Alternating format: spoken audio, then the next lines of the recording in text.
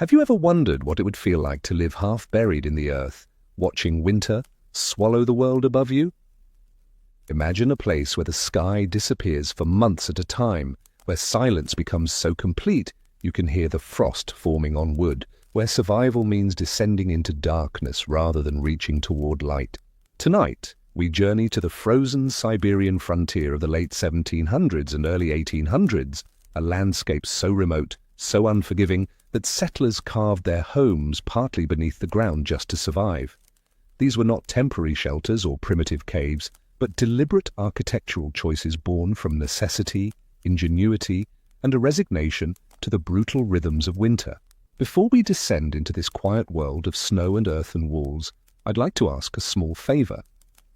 If you enjoy these slow journeys through forgotten corners of history, please tap the like button and subscribe to Epic Boring History.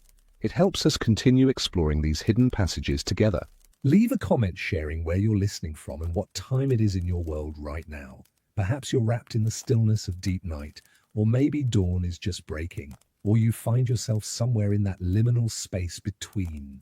Dim your lights if you can, perhaps let a fan hum softly in the background, and prepare yourself for a gentle descent, not just into the ground, but into a way of life that has been almost entirely forgotten. Let us begin. You wake in darkness, not the darkness of a room without windows, but the darkness of earth pressing close on every side, the darkness of a home built as much below ground as above it. The air is cold, so cold that breathing deeply sends a sharp ache through your chest. You lie still for a moment, wrapped in whatever layers of wool and fur you managed to gather before sleep took you, and you listen to the silence. It is a silence unlike any you knew before coming to this place. The snow outside your zemlyanka, your half-buried log dwelling, has muffled the world so completely that you might as well be entombed. Even the usual sounds of winter wind do not reach you here, 2 feet beneath the surface. The earth itself absorbs everything, voices, footsteps, even your own thoughts seem to sink into the packed soil walls. You know it is morning only because your body tells you so. There is no light to confirm it, just a faint greyness filtering through the tiny smoke hole in your roof, a hole barely wider than your fist. Frost has formed on the inside of the logs during the night. You can see it in the dim glow of dying embers from your hearth. Delicate crystals spreading across the wood like intricate lacework, beautiful and hostile all at once. Your fingers ache before you even move them. The cold has settled into your joints overnight, a dull, persistent pressure that you have learned never truly leaves during the winter months. You must revive the fire first. Everything depends on the fire. The embers glow weakly beneath a layer of ash, and you reach for the birch bark you saved yesterday, your movements slow and deliberate. Coaxing flame from nearly dead coals is a skill you have practiced 10,000 times. You blow gently, steadily, watching the orange glow brighten and fade, until finally a small flame catches. The fire grows, but it will be another hour before the room warms enough to make breathing comfortable. For now, you simply accept the cold as you accept the earth walls around you. It is part of the structure of your existence here. Your dwelling is perhaps 12 feet across at its widest point. The walls are logs chinked with moss and clay, and beyond them, packed earth rises up on all sides. The roof is low. You cannot stand fully upright except in the very center. It is made of smaller logs laid across larger beams, then covered with birch bark, then sod, then snow. From the outside, your home is almost invisible, just a gentle mound in the landscape, a soft swelling in the snow, with smoke occasionally rising from its center. A stranger might walk past without noticing anything at all. This is intentional, of course. The earth walls hold heat far better than wood alone ever could, and the snow that accumulates on your roof becomes another layer of insulation. But it is also psychologically oppressive in ways you could not have anticipated. Living underground changes something in your relationship with time, with space, with the very sensation of being alive. The darkness is constant. Even at midday, when the sun is theoretically highest, only a weak grey light penetrates your dwelling. You have learned to do most tasks by feel rather than sight. Preparing food, mending clothes, sorting through stored goods, all of this happens in a perpetual twilight that makes hours feel like days and days feel like weeks. The smell is another constant. Damp earth, wood smoke, unwashed wool, the metallic scent of cold that seems to have no source but is always present. Your nose stopped registering these smells as distinct weeks ago. Now they are simply the smell of home. Your family shares this space, your wife, your 2 children, your aging mother. 5 people in a room the size of a modest merchant storeroom. Privacy does not exist here. You sleep within arm's reach of each other. You eat from the same pot. You share the same air, the same darkness, the same cold. When someone is ill, everyone knows it immediately. When someone is angry or sad, there is nowhere to retreat, no door to close, no separate room to offer solitude. You have learned to read emotions through the smallest signs, the particular silence that means resentment, the subtle shift in breathing that signals anxiety, the way someone's hands move differently when they are afraid. This intimacy is both survival and burden. Outside, the world is white beyond measure. Snow covers everything to a depth that reaches your waist in places, deeper where it has drifted against the trees. The forest stretches endlessly in all directions, birch and pine and larch rising like dark pillars from the white ground, their branches heavy with accumulated snow that occasionally falls with soft, startling impacts. You have learned not to flinch at these sounds. Your settlement, if it can be called that, consists of perhaps 6 families, scattered across a distance of several miles. Each family has carved their own zemlyanka into a hillside or riverbank, each choosing a location based on proximity to water and timber. And there is a shared well dug deep and lined with logs to prevent collapse. In summer, it provides cold, clean water. In winter, it becomes a focal point of daily struggle. Every morning you must make the walk to this well. The path is worn into the snow by repeated passage, but each night new snow falls and obscures it slightly, so you must pay attention to the landmarks. A particular tree, a bent sapling, a large stone. The temperature is often 40 degrees below zero. At this temperature, the cold is not merely uncomfortable, it is a physical presence, an aggressive force that attacks any exposed skin within seconds. You wrap your face with wool cloth until only your eyes remain visible.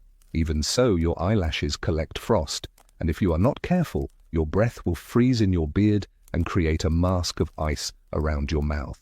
The snow crunches beneath your feet with a particular sound, crisp and squeaking, a sound that only happens at these extreme temperatures. It is oddly pleasant, this sound, a small sensory gift in an otherwise hostile environment. At the well, you must first break through the surface ice that has formed overnight. You keep an iron rod for this purpose, driving it down repeatedly until you hear the change in tone that tells you have broken through. Then you lower the wooden bucket on its rope, carefully, because if you drop the bucket and lose it down the well, retrieving it will be nearly impossible. The rope is stiff with cold and hard to grip. When you pull the bucket up, water sloshes over the sides and freezes almost instantly on your gloves. Your fingers begin to lose feeling within minutes, despite the thick wool and leather wrapping them. You pour the water into the larger wooden buckets you brought with you, 2 buckets, 1 for each hand, to balance the load. The water is so cold it steams in the air, creating brief clouds that vanish almost as quickly as they form. The walk back to your zemlyanka takes perhaps 15 minutes. It feels longer because of the weight, because of the cold, because of the monotony of having done this same walk every single day for months. Your shoulders ache. Your back aches. Your fingers have gone from painful to numb, which is almost worse because numbness is the warning sign before frostbite sets in. Inside the zemlyanka again, you set the buckets down carefully. Some of the water will be used for cooking, some for drinking, some kept for washing, though in deep winter, washing is more theoretical than actual. You hold your hands close to the fire, but not too close. You have learned that warming frozen fingers too quickly brings excruciating pain. You let the heat reach them gradually, watching as feeling returns in stages, first as tingling, then as a deep ache, then finally as something approaching normal sensation. Your wife has begun preparing the morning meal. Breakfast is simple, a thin porridge made from stored grain, perhaps a piece of dried fish if you are fortunate, black bread, so hard it must be softened in hot water before you can chew it. The grain you use for porridge comes from your underground storage pit, a deeper chamber dug beneath the floor of your main room. Down there the temperature remains just above freezing year-round, cold enough to preserve food, but not so cold as to freeze it solid. Climbing down into this storage pit is always slightly unnerving. The ladder is rough-hewn and slippery with condensation, and the chamber itself is completely dark, requiring you to work by feel, alone. You keep your stores organized carefully, grain in bark containers to keep out moisture, root vegetables piled in corners, dried fish hanging from pegs driven into the earthen walls, preserved berries in clay pots sealed with animal fat. Everything must last until spring, which feels impossibly distant. The root vegetables, turnips, beets, carrots, all taste strongly of earth no matter how carefully you brush them clean. This earthiness is not unpleasant exactly, but it is inescapable, a reminder that you are living in and of the soil. Your children help with food preparation when they can. Your daughter, 7 years old, knows how to sort through dried berries and remove any that show signs of mold. Your son, barely 5, is learning to split kindling with a small hatchet under careful supervision. He is too young to understand that his entire childhood is being spent underground, that other children in other places play in gardens with sunshine and flowers. To him, this is simply how life is. The darkness, the cold, the endless repetition. These are not hardships, but normal conditions, and you are grateful for his resilience, even as you mourn what he has never known. After the morning meal, there is the question of the animals. You keep 2 goats, and, if fortune has been with you, a cow, though maintaining a cow through a Siberian winter is an enormous challenge. The animals live in a separate structure, though separate is a generous term. It is another earthen chamber dug into the hillside, connected to your main dwelling by a short, covered passage, so you need not go outside to tend them. This arrangement serves multiple purposes. The animals' body heat contributes to warming your living space. You can care for them without facing the full brutality of outdoor temperatures, and they are protected from wolves and other predators that grow desperate in deep winter. The architectural logic is sound, even if the result is a dwelling that smells perpetually of livestock. When you enter the animal chamber, your eyes adjust to an even dimmer light than your main room. The goats shift and make their soft bleating sounds, clouds of breath visible in the cold air. The cow, if she survived this long into winter, stands with her characteristic patience, her large dark eyes reflecting the tiny amount of light that filters through cracks. She is gaunt. They are all gaunt by this point in the season, but still alive, still providing small amounts of milk that supplement your diet in ways you cannot afford to lose. You scrape away soiled straw from the floor and replace it with fresh material from your dwindling supply. The smell of manure mixes with the smell of hay and animal warmth, creating a particular atmosphere that is somehow both unpleasant and comforting. These creatures depend entirely on you for their survival, and you depend equally on them. Without their milk, their eventual meat, their hides and bones, you could not make it through winter. You carry hay to them, dry grass cut and stored during the brief summer months when the meadows briefly became accessible. The animals eat slowly, methodically, and you watch them for signs of illness or weakness. A sick animal in winter can mean the difference between survival and starvation. You have learned to notice subtle changes, the angle of an ear, the brightness of an eye, the rhythm of chewing. When you milk the goats, your fingers are still cold despite the fire's gradual warming of your main room.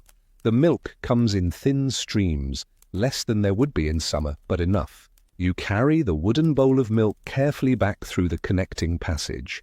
Your wife will use some of it immediately, will save some for the children, will let some sit to separate so the cream can be skimmed and churned into butter.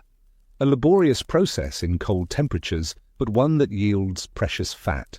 By mid-morning, though morning is an arbitrary designation in a world without clear sunlight, you must turn your attention to the most pressing concern of all: firewood. The fire cannot go out, must never go out, because restarting it in deep cold with damp tinder is a miserable, sometimes impossible task. You need firewood constantly. The fire consumes wood at a rate that would astonish someone unfamiliar with this climate, several armloads per day, every day without exception. Your woodpile, stacked outside and covered with bark and snow, seems to shrink visibly despite your careful rationing. You know you must venture into the forest regularly to replenish it, a task that fills you with a particular kind of weary determination. You prepare for wood gathering with the same ritualistic care you give to everything in winter: layers of clothing, face wrappings, mittens over gloves, felt boots wrapped with strips of hide. Every piece of clothing is essential. Missing even one layer could lead to dangerous exposure. Your axe is kept inside near the fire so the metal stays relatively warm and your hands do not stick to it. You take also a rope for dragging logs, a small amount of dried meat for energy, and flint in case disaster strikes and you need to make an emergency fire. Outside, the cold hits you like a physical blow. No matter how many times you experience it, this initial shock of temperature never diminishes. The sensation that the air itself is hostile, that breathing too deeply will damage your lungs. You stand for a moment, letting your body adjust, your eyes scanning the landscape. The forest beckons with its dark columns of trees and you begin walking toward it, following paths you have memorized through repeated use. The snow is deeper here, away from the compacted areas near your dwelling. Each step requires lifting your foot high, pushing through resistance, setting it down carefully to avoid invisible hollows where you might sink to your thigh. The trees, when you reach them, stand in their winter stillness, each branch laden with snow that has accumulated over weeks. Finding good deadwood, dry enough to burn efficiently, but not so rotten it crumbles, requires experience and patience. You identify a fallen pine, its trunk perhaps 8 inches in diameter, lying partially buried. You clear away snow with your mittened hands, assessing whether it is worth the effort of cutting and hauling. The wood seems sound and you begin the work of cutting it into manageable sections. Your axe bites into the frozen wood with dull impacts that barely echo in the snow-muffled forest. Each swing of the axe requires energy you can barely afford to expend. Your breath comes harder and you feel sweat beginning beneath your layers of clothing. Dangerous because sweat that freezes can kill you once you stop moving. You pace yourself, striking rhythmically but not frantically, letting the weight of the axe do much of the work. Cut, swing, a meditation of sorts. The repetition, creating a space where thoughts can drift. You think about summer sometimes while doing this work. The distant memory of warmth, of being able to move without layers, of seeing green things growing from soil instead of endless white. These memories feel increasingly unreal, like stories someone told you rather than experiences you actually lived. When you have cut several pieces of manageable size, you rope them together and begin dragging them back toward your zemlyanka. The sled you might have used is broken, awaiting repair, so you must drag the logs directly through snow. The weight is substantial, and your back protests immediately. You lean into the work, pulling steadily, stopping occasionally to rest, and to ensure you are still following the correct path. Getting lost in these forests is always possible despite your familiarity. The snow changes the landscape subtly with each fall, and whiteout conditions can arise suddenly, erasing all landmarks within minutes. You navigate partly by memory, partly by the weak position of the sun when you can detect it through the overcast sky, partly by instinct developed through repetition. Each journey out and back successfully completed feels like a small victory. Back at your zemlyanka, you stack the new wood near your entrance, then carry several pieces inside to dry near the fire. Wet wood burns inefficiently, filling your dwelling with smoke, so you have learned to rotate pieces constantly, drying some while burning others. The afternoon passes in tasks that vary little from day to day. Your wife works at her loom if there is enough light, weaving the rough cloth you will need for repairs and replacements. The sound of the loom is oddly soothing, the rhythmic thump and slide, a human-made sound in a season of silence. She weaves by feel as much as by sight, her fingers following patterns she learned as a girl. Your mother, elderly and increasingly frail, sits close to the fire and works on whatever small tasks her arthritic hands can still manage. Sometimes she shells dried peas from their pods, sometimes she sorts wool for spinning, sometimes she simply sits and remembers. She talks occasionally of her childhood, in a village that seems impossibly distant now, a place with churches and markets, with neighbors whose houses were above ground, with seasons that actually changed in predictable ways. You listen to these stories with divided attention, both grateful for the connection to a larger world and resentful that such a world remains forever out of your reach. Your children create their own games in the limited space. They build small structures from wood scraps. They tell each other stories borrowed from their grandmother's memories. They argue and reconcile in the compressed space. Sometimes they go outside to play, but in deep winter these excursions are brief, 10 minutes, 15 at most, before the cold drives them back underground. You watch them tumble back through the entrance, cheeks flushed with cold, eyes bright, their brief taste of open air already fading. Evening comes early and is almost indistinguishable from afternoon. The quality of darkness changes slightly, becoming, if possible, even more complete. You light a small oil lamp, precious oil made from fish carefully rationed, for an hour or two if you can afford it. The flame creates shadows that dance across the earthen walls, making the space feel alternately larger and smaller than it actually is. The evening meal is similar to breakfast: porridge or thin stew, bread if you still have it, occasionally some preserved meat. You eat slowly, partly to savor the food, and partly because eating slowly makes it feel like there is more. Conversation happens in low voices, not because you need to be quiet, but because loud voices feel somehow wrong in this muffled space. You talk about practical matters, how much firewood remains, whether the goats need more attention, which tools need repair before they break completely. Your wife mentions that your daughter's boots are wearing through and will need patching soon. Your son demonstrates how he can count to 20 now, a skill his grandmother has been teaching him during the long, dark afternoons. After eating, there is little to do but sit near the fire and wait for sleep. This is perhaps the hardest part of the day. These hours when work is done but sleep has not yet arrived, when you are left alone with thoughts that have nowhere productive to go. You think about the spring that will eventually come, though it seems impossible to believe in it fully. You think about the crops you will plant, the repairs you will make to your dwelling, the possibility of hunting fresh meat again. But spring feels more like a myth than a promise, something people claim exists but which you have no real evidence for. The winter has already lasted so long that it feels permanent, a fundamental condition of existence rather than a season that will pass. The fire burns lower. You add another piece of wood, watching the flames catch and grow, feeling the temporary increase in warmth against your face. Your children fall asleep first, curled together under their shared pile of furs and blankets. Their breathing becomes slow and regular, and you envy their ability to escape consciousness so completely. Your mother sleeps next, her snoring loud in the enclosed space. Your wife and you remain awake a while longer, not talking, simply existing in proximity.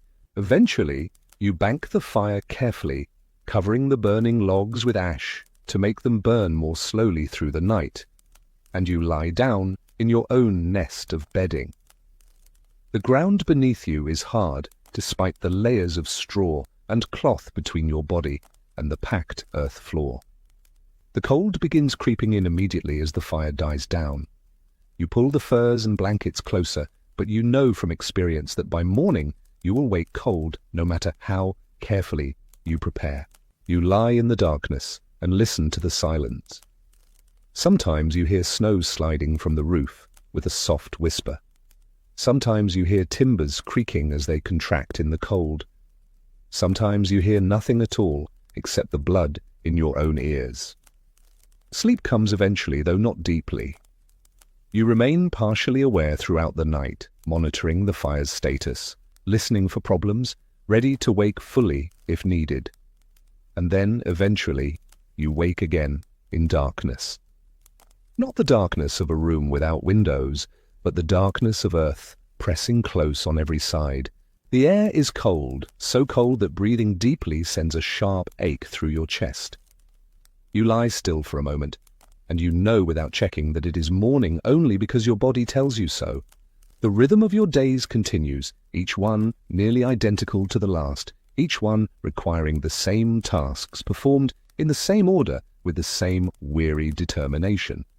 This is what it means to be a frontier settler in the Siberian winter of the early 1800s. Not adventure, not glory, not even particularly memorable suffering, just repetition, just cold, just the quiet struggle to remain alive until the possibility of warmth returns, if it returns, if the spring that everyone promises actually exists somewhere beyond this endless, white silence. Let us turn now from the general rhythm of settlement life to a single thread within that larger fabric, the story of one woman whose existence illuminates what these bare facts of survival actually meant when lived through a particular consciousness, in a particular body, across the span of years that transform a child into an elder. Maria Sidorovna was born in 1789 in a small village near Kazan, a place where the Volga River bent through farmland that had known cultivation for centuries. Her earliest memories were not of snow but of dust, the golden dust of late summer, hanging in afternoon light as her father worked their modest plot of land. Her family was neither wealthy nor entirely destitute. They occupied that uncertain middle ground where survival was achieved through constant labor, but catastrophe was always one bad harvest away. Her father, Sidor Mikhailovich, was a peasant who worked land owned by a minor nobleman. He paid his obligations in grain and in labor, and for years this arrangement functioned adequately, if not comfortably. But in 1796, when Maria was 7 years old, a combination of poor harvest and disputed measurements led to accusations that her father had withheld grain owed to his landlord. Whether these accusations were true or false became irrelevant once they were made. The machinery of consequence began turning regardless. The family fell into debt. Not the sort of debt that could be resolved through a good harvest and careful economy, but the deepening kind that accumulated interest and penalties until the original amount owed became almost incidental. Maria's father tried to argue his case before the landlord's steward. She remembers watching him prepare for this meeting, rehearsing his words, trying to present their situation in terms that might generate mercy rather than further punishment. He returned from that meeting walking differently, shoulders bent in a way they had not been bent before. The steward had been unmoved and, worse, had noted her father's arguments as resistance to authority. Within months, the solution arrived in the form of a government decree that had been circulating through the region. The Siberian territories needed settlers, workers who would establish agricultural communities in the vast, underpopulated frontier lands. Families in debt, families in legal difficulty, families without prospects, all were being offered what was officially termed an opportunity.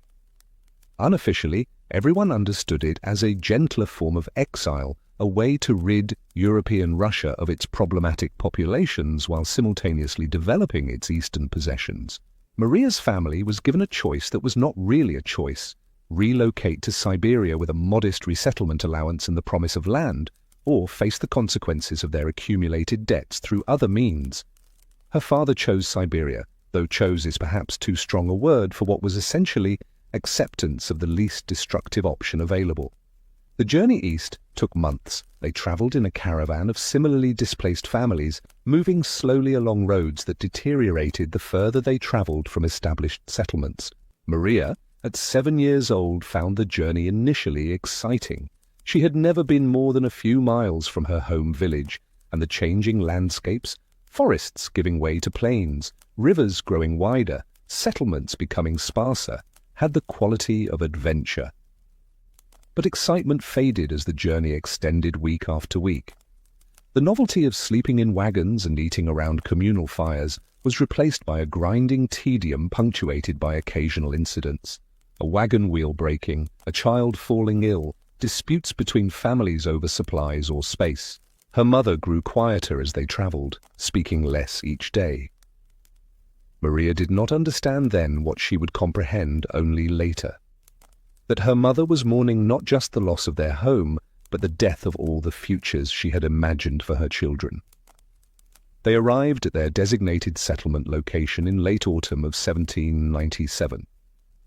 The place had no name that Maria ever learned. It was simply referred to by its administrative designation, a combination of letters and numbers that meant nothing to anyone who lived there. What they found was not a village, but a scattering of rough shelters along a riverbank, surrounded by forest that stretched unbroken to every horizon. A few families had arrived before them, and a few more would arrive after, but the settlement would never grow beyond 12 or 15 households. The first winter was the hardest because they faced it in structures that were barely adequate. Her family's initial Zemlyanka was dug hastily, without the refinements that experience would later teach them. Water seeped through the earthen walls, the roof logs were not properly sealed, allowing cold air to pour through gaps. The smoke hole was positioned badly, causing the hearth smoke to pool in their living space rather than venting efficiently. Maria remembers the constant burning in her eyes that winter, the way every morning began with tears streaming down her face from the accumulated smoke. She remembers hunger, not the acute starvation of famine, but the chronic, grinding hunger of insufficient food stretched across too many mouths. They had brought supplies for the journey and the initial settlement period, but these ran low before local food production could adequately replace them. Her father spent that first winter in a state of barely controlled desperation. He had been promised agricultural land, but the land here was not like the cultivated soil of their home region. It was barely cleared forest, full of roots and rocks requiring enormous labor before it could support crops. Moreover, the growing season this far north was dramatically shorter than what he had known. Crops that matured reliably in Kazan would not ripen here before the frost returned. He had to learn new techniques, new crop varieties, new timing, all while trying to keep his family alive through a winter longer and colder than any he had experienced in his previous life. Maria watched her father age years in those months, watched his hands become gnarled and permanently damaged from work in extreme cold, watched his voice lose its authority and take on a tone of ongoing defeat. Her mother adapted differently. She became intensely practical, focusing on immediate tasks with an almost meditative concentration. She organized their underground home with meticulous care. She developed systems for managing their food supplies, for rotating their limited clothing so that wear was distributed evenly, for maintaining the small rituals, prayers before meals, songs before sleep, that created a sense of continuity with their lost previous life. Maria learned from both parents in different ways. From her father, she learned determination in the face of obvious futility, the ability to keep working even when success seemed impossible. From her mother, she learned the practical domestic knowledge that would become the foundation of her survival, how to judge the quality of preserved food, how to patch clothing so the repair was nearly invisible, how to manage fire and smoke and limited light, how to create the appearance of order, even in circumstances fundamentally characterized by chaos. These were not skills taught through formal instruction, but absorbed through daily observation and participation. By age 10, Maria was performing many of the tasks that would define her adult life. She hauled water from the river, breaking through surface ice with the particular technique required, not striking straight down, which could crack the ice dangerously far, but chipping in circular patterns to create a hole without destabilizing the surrounding surface. She learned to tend the family's goats, understanding their needs and moods with an intuitive sense developed through constant proximity. She learned which wild plants could supplement their diet during the brief summer months and which were dangerous despite their appealing appearance. She learned to recognize the signs of coming weather, the particular quality of light before a snowstorm, the behavior of birds before a severe temperature drop, the sound wind made through different types of trees depending on the moisture in the air.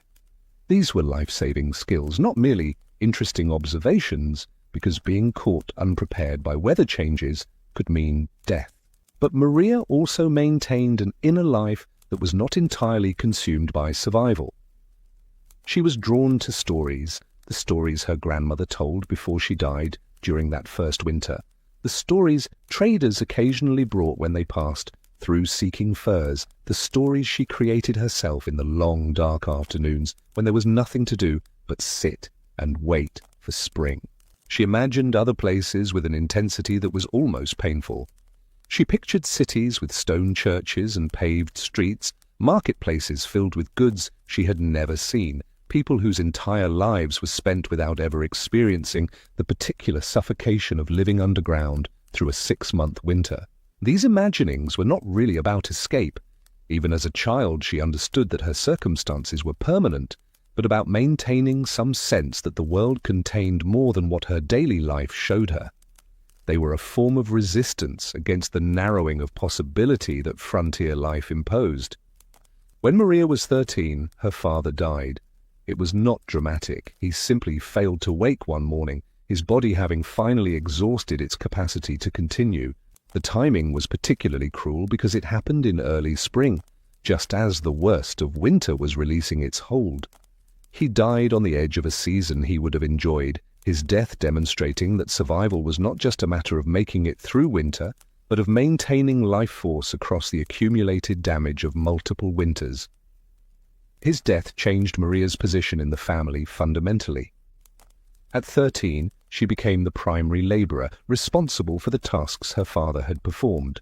She learned to use an axe effectively, though her smaller size meant she tired more quickly. She learned to negotiate with neighboring families for shared labor during crucial periods like harvest or major repairs. She learned the peculiar social dynamics of a tiny, isolated settlement where everyone depended on everyone else but also competed for the same limited resources.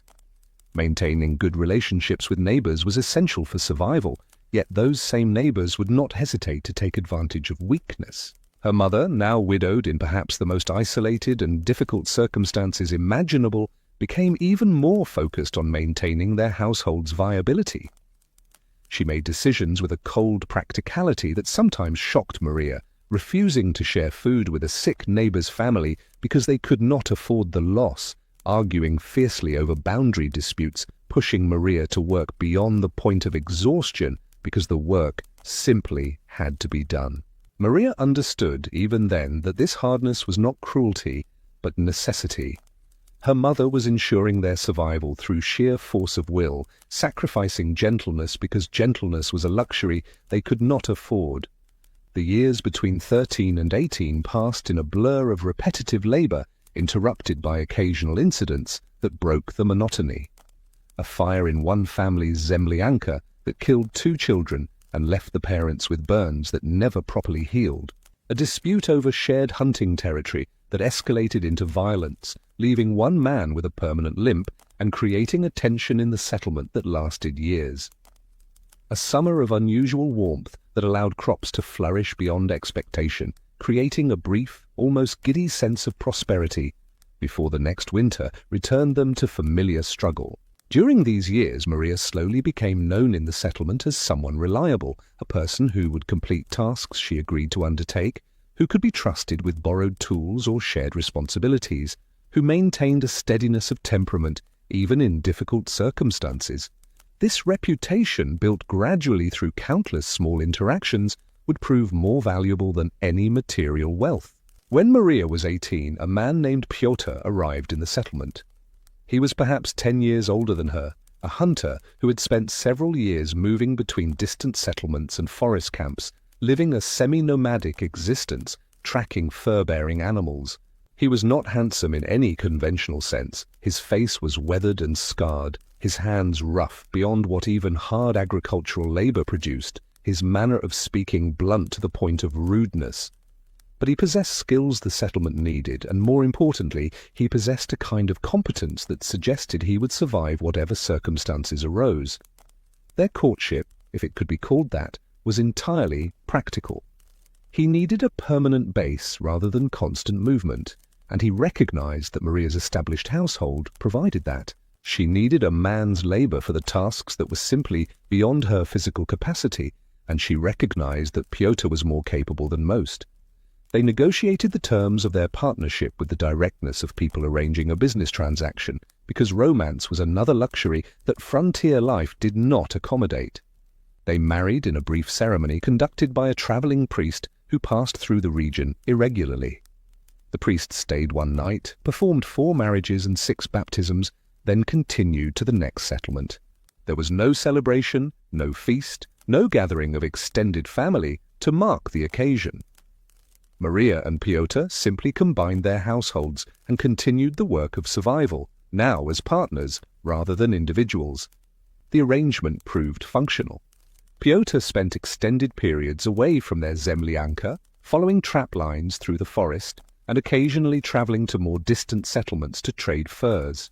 When he returned, he brought meat, furs for trade or personal use, and occasionally goods he had acquired through barter: salt, metal tools, once a small mirror that Maria treasured absurdly. His absences were long enough that Maria continued to operate largely independently, managing their household and land with the same competence she had developed before his arrival. But his presence, when he was there, made certain aspects of life measurably easier. He could fell trees more quickly, could handle heavy labor that would have taken Maria twice as long, could navigate negotiations with authorities or traders from a position of greater social leverage. Their relationship was not characterized by romantic intimacy, but by mutual respect developed through demonstrated competence. They worked well together because they each understood what needed to be done and did it without requiring constant discussion or emotional processing. In 1812, when Maria was 23, the settlement faced what became known locally as the famine winter, though no one ever recorded it in official histories. The previous summer had been unusually cool and wet, preventing crops from ripening properly. The harvest was perhaps 40% of what it should have been. Every family's stores were inadequate before winter even began, and everyone knew that the season ahead would test them in ways previous winters had not. Food rationing began immediately. Meals that were normally insufficient became merely symbolic: a few spoonfuls of grain boiled in water, a scrap of dried fish divided among 4 people, bread that was more bark and moss than flour. Families began making desperate calculations about survival. Some chose to send their older children to other settlements, where distant relatives might take them in, gambling that splitting the family would give everyone better odds. Others refused to separate, believing that they would survive together or die together. Maria's household, by then including her mother, Piotr, and herself, chose to stay together, though the decision was tested daily as their food stores dwindled toward nothing. By midwinter, people were eating things that would normally be discarded: leather scraps boiled until they became barely chewable, bark stripped from certain trees and processed into a paste, roots dug from frozen ground with enormous effort for minimal nutritional return. The goats were slaughtered one by one, providing temporary relief but also eliminating future sources of milk.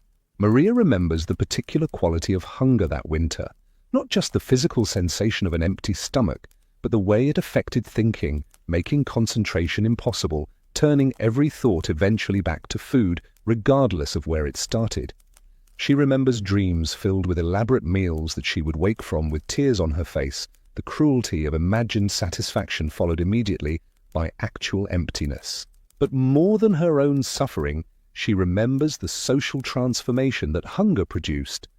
Families that had cooperated for years began viewing each other with suspicion. Accusations of hoarding were made without evidence. Small thefts occurred, not of valuable items but of food scraps, small amounts of grain, anything edible. The veneer of civilization, already thin in such circumstances, became almost transparent. People acted in ways they would later be ashamed of, but in the moment, shame was powerless against the overwhelming drive to continue living. Maria herself participated in this transformation, though she tried to maintain some ethical boundaries. When a neighbor family's stores were devastated by rot, a catastrophe that left them facing certain starvation, Maria and Piotr did not help them. They could not help them, not without endangering their own survival, and so they did not. The neighbor family's youngest child died in late winter, and Maria attended the burial with a complicated mixture of grief, guilt, and terrible relief that it had not been her own household that suffered this loss. What made Maria notable during this period was not that she avoided moral compromise, that was impossible, but that she maintained a certain clarity about what was happening. She did not pretend their actions were generous when they were merely self-preserving. She did not create narratives of righteousness to justify their decisions. She simply acknowledged that survival sometimes required hard choices, and that those choices would have to be lived with afterward. This clarity served a practical purpose. It prevented the kind of self-deception that could lead to even worse decisions. By maintaining an honest assessment of their situation and their actions, she helped keep her household focused on realistic strategies rather than desperate gambles. When spring finally arrived, late, grudging, bringing mud and cold rain before any real warmth, the settlement had lost 3 families entirely. 2 had died completely, and 1 had abandoned their land and departed for an unknown destination, presumably hoping to find better circumstances elsewhere. The survivors emerged from their zemlyanki gaunt and damaged in ways both visible and invisible. Maria weighed perhaps 70 pounds less than she had the previous summer. Her hair had thinned significantly, her teeth had loosened in her gums, her menstrual cycle had stopped entirely, her body having decided that reproduction was not viable under current conditions. These physical markers of extreme privation would take months to recover from, and some effects would prove permanent. But the psychological effects were perhaps more significant. The settlement's social fabric had been torn during the winter, and the rips did not fully mend even when food became available again. Trust, once broken under extreme conditions, proved difficult to restore. People remembered who had refused help, who had been suspected of theft, who had argued over nothing because hunger made everyone irritable. Maria found that she looked at her neighbors differently now, seeing them not as community members, but as potential threats or potential resources depending on circumstances. She disliked this new way of seeing, but could not simply will herself back to her previous innocence. The summer of 1813 was spent in frantic activity, planting crops with what little seed they had saved, foraging for any edible plants, hunting and fishing with renewed intensity, trying to build stores that would prevent another catastrophic winter. The physical labor was enormous, but it was also psychologically welcome because it displaced the need to think too carefully about what they had experienced. Maria worked until her body simply refused to continue, then rested briefly and worked again. The summer became a blur of cultivation, preservation and preparation. Gradually, very gradually, the settlement began to recover some sense of normalcy. Bodies regained lost weight, though never quite returning to pre-famine condition. Social relationships were renegotiated, some becoming closer through shared trauma, others permanently damaged. Maria found herself part of an informal leadership group, not through any official appointment, but through the natural gravitational pull of competence and steadiness. Other women, particularly younger ones who had survived the famine as children, began coming to her for advice. How to preserve fish most efficiently, how to judge whether stored grain was still safe to eat, how to manage limited resources across a full winter, how to make decisions about rationing when there were no good options. Maria shared what she knew, but she was also honest about the limitations of her knowledge. She told them there were no guarantees, that careful planning could still result in disaster, that survival often came down to factors beyond anyone's control: weather, illness, sheer chance. This honesty, rather than undermining her authority, seemed to strengthen it. People trusted someone who acknowledged uncertainty more than they trusted someone who pretended to have all answers. In 1815, Maria gave birth to her first child, a daughter born in spring when conditions were as favorable as they ever became. The pregnancy had been unexpected, her body having taken years to recover enough fertility to conceive. The birth was difficult, taking place in the dimness of their zemlyanka, with only her mother and one neighbor woman to assist. For hours Maria existed in a space beyond normal consciousness, pain and effort blending until she lost track of which was which. But the child survived, and Maria survived, and in the days following the birth she experienced something she had not felt in years, a kind of hope that was not based on practical calculation, but on simple emotional response to new life. Her daughter, whom she named Ekaterina, represented possibility in a way that nothing else in Maria's life had for a very long time. Raising a child in frontier conditions meant constantly balancing their needs against available resources. Maria nursed Ekaterina as long as possible, partly for nutrition and partly because it delayed the return of her fertility. Another pregnancy, too soon, could be dangerous for both mother and child. She made toys from scraps of wood and cloth. She told stories during the long, dark winters. She tried to create some sense of childhood joy, despite circumstances that were fundamentally hostile to joy. Watching Ekaterina grow, Maria found herself thinking about futures that extended beyond mere survival. Perhaps her daughter would see circumstances improve. Perhaps the settlement would grow into an actual town with amenities and opportunities. Perhaps Ekaterina would not spend her entire life underground, struggling against cold and hunger and endless repetition. These were fragile hopes, easily shattered by realistic assessment, but Maria allowed herself to maintain them anyway. 2 more children followed, a son in 1817 who lived only 6 months before succumbing to winter illness, and another daughter in 1819 who survived and was named Anna. Each pregnancy was a risk, each birth a trial, each infant a mixture of joy and additional burden. Maria's body bore the marks of multiple pregnancies and years of hard labor, her frame permanently altered, her health compromised in ways that became increasingly apparent as she aged. But the children also provided motivation for continued effort, and a sense that her life had meaning beyond simple persistence. Pyotr continued his pattern of extended absences and periodic returns. His hunting and trapping provided essential resources, but his presence in his children's lives was minimal. He was not cruel or neglectful by the standards of their time and place, but he was also not present in ways that created emotional bonds. The children knew him as the person who occasionally appeared with gifts and stories, not as a constant parenting figure. This arrangement was normal for frontier households where men's labor often required mobility, while women's labor centered on maintaining stable households. Maria did not resent it exactly, but she also recognized that she was raising her children essentially alone despite being married. As Maria moved into her 30s, she became increasingly central to the settlement's informal social structures. She mediated disputes between families, she advised on shared labor arrangements, she maintained the settlement's collective memory, who had helped whom, who owed what, which agreements had been made and needed to be honored. This role carried no official authority and provided no material compensation, but it gave her a kind of social capital that translated into practical benefits. When her family needed help, people were more likely to provide it because they knew Maria would reciprocate when circumstances reversed. The settlement itself changed slowly over these years. Some families left, unable to sustain the life or driven away by accumulated misfortunes. A few new families arrived, bringing fresh labor but also disrupting established social patterns. The total population fluctuated between 40 and 70 individuals depending on the year, never growing large enough to support significant infrastructure, but maintaining enough continuity to preserve institutional memory. The Zemlyanki gradually improved as residents gained experience and resources. Maria and Pyotr expanded their dwelling, adding a better ventilation system and more sophisticated storage chambers.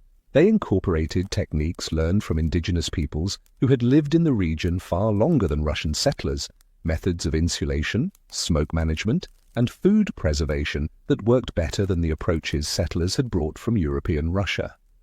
These adaptations represented a quiet acknowledgement that survival required learning from local knowledge rather than insisting on imported traditions. In 1828, when Maria was 39, a traveling official arrived to conduct a census of frontier settlements. He spent 3 days recording names, household compositions, and basic economic data. Maria, as one of the settlement's more articulate residents, was interviewed at length. The official asked her about her life, her family's history, her observations about settlement conditions. She answered his questions with the same directness she brought to all interactions, neither exaggerating hardships for sympathy nor minimizing them out of pride. The official recorded her responses in a ledger that would eventually make its way to some archive where it would sit unread for generations. But during the interview, Maria became aware of herself as a historical subject, someone whose experience might be of interest to people in other times and places. The thought was strange and slightly uncomfortable, as though a light had been turned on aspects of her life that she had never considered from an external perspective. The official seemed both impressed by the settlers' resilience and appalled by their conditions. He made various promises about improvements and support that Maria knew would not materialize. She had heard similar promises before and learned not to base plans on them. But his visit did highlight the enormous gap between official understandings of frontier settlement and the actual lived experience of that settlement. In administrative reports, their community was a success. Land was being cultivated, population was sustainable, the frontier was being extended. In reality, they were people surviving through enormous effort in conditions that remained fundamentally marginal and precarious. Both perspectives were accurate in their way, but they described such different realities that they barely seemed to be about the same place. As Maria entered her 40s, her health began showing the cumulative effects of decades of hardship. Her joints ached constantly, particularly in cold weather. Her teeth were largely gone, making certain foods impossible to eat. Her back had developed a permanent curve from years of heavy labor and poor nutrition during growth periods. She tired more easily than she had even a few years earlier. These were normal effects of aging in such circumstances. Most frontier settlers who survived to middle age showed similar deterioration. But Maria also noticed that her role in the community was shifting. Younger women now came to her not just for practical advice, but for something harder to define, a kind of perspective that only came from having lived through decades of repeated hardship without breaking entirely. She found herself telling stories more often, not dramatic tales, but simple accounts of earlier times in the settlement, of people now dead, of changes that had occurred so gradually that younger residents barely noticed them. She was becoming, without intending to, a keeper of collective memory, the person who could provide context and continuity. In 1835, Pyotr did not return from one of his extended hunting expeditions. Weeks passed beyond his expected return date, with no word.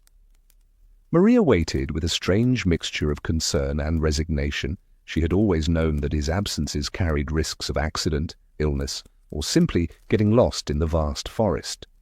After 2 months, she accepted that he was probably dead, though without confirmation she could not know for certain. The practical implications were significant. She lost his labor and his income from fur trading, making her household's economic position more precarious. But the emotional impact was complicated in ways she had difficulty articulating. She grieved, but not with the sharp intensity of sudden loss. Pyotr had been absent so much that his permanent absence felt like an extension of temporary absence rather than a fundamental change. She missed him, but she had been missing him intermittently for their entire marriage. She felt the loss most acutely in moments when his specific skills or knowledge would have been useful, less an emotional absence than a practical one. Maria continued managing her household with her daughter's help. Ekaterina was now 20 and Anna 16, both old enough to perform adult labor. Together they maintained their zemlyanka, cultivated their plot, managed their remaining animals. They operated as a female household in a settlement where most labor patterns were organized around male-female partnerships, which created certain challenges but also certain freedoms. They could make decisions without negotiating with male authority. They could organize their time according to their own priorities. They could keep the full product of their labor rather than sharing it. These were modest advantages, but in their circumstances any advantage mattered. The settlement continued its slow, almost imperceptible changes. A few families achieved modest prosperity through successful fur trading or unusually good harvests. Others slipped into poverty so extreme they became dependent on community charity. The gap between the most and least successful households widened, creating new social tensions. Maria watched these dynamics with the detached interest of someone who had learned that circumstances could change rapidly in either direction, and that treating temporary advantages as permanent was foolish. She maintained good relationships across the settlement's economic spectrum, refusing to align herself too closely with any particular faction. This neutrality required constant subtle work, helping some families, declining to help others, navigating disputes without taking sides that would create permanent enemies. It was exhausting in its way, but it was also necessary for maintaining her household's position. In her 50s, Maria began having periods where she felt she was experiencing her life from a slight distance, as though watching herself perform actions rather than fully inhabiting them. This was not unpleasant exactly, but it was disorienting. She wondered sometimes whether this was simply what aging felt like, or whether decades of repetitive hardship had created some kind of protective dissociation. She did not dwell on these questions. Introspection was another luxury her life did not accommodate. But she noticed the shift. Her daughters began their own households. Ekaterina married a young man from a neighboring settlement, while Anna entered a partnership with a widower who needed help managing his children from his first marriage. Maria helped them establish their homes, sharing resources and knowledge, creating a network of linked households that provided mutual support. She lived now with her elderly mother, who had somehow survived into her 80s despite conditions that killed most people far younger. They shared their zemlyanka, two women who had lived through the same events but experienced them differently, their relationship characterized by long familiar silences and occasional sharp conflicts that dissipated as quickly as they arose. Maria's life settled into a pattern that felt, if not comfortable, at least stable. She woke each morning in darkness, she performed the tasks that needed performing, she watched seasons change in their predictable cycle, she went to sleep each night not knowing if she would wake the next morning, but assuming she probably would. She had become the person younger settlers came to for guidance, the person officials consulted when they needed information about settlement history or conditions. She had become, without intending to, a minor figure of authority in a place that barely registered in any official consciousness. When Maria was 63 in the spring of 1852, she noticed that waking had become harder, not more painful exactly, but requiring more deliberate effort. She felt that she was moving through water, that everything took more time and more energy than it should. She recognized these sensations as warning signs that her body was beginning its final decline. She did not panic or grieve. She had lived long enough to have reached old age in frontier conditions, which was itself a kind of achievement. She spent that summer putting her affairs in order, not through formal legal arrangements, which were largely unavailable in such remote settlements, but through conversations with her daughters and clear verbal instructions about how she wanted things handled after her death. She worked through the summer as she always had, but with a new sense of finality, of completing rather than continuing.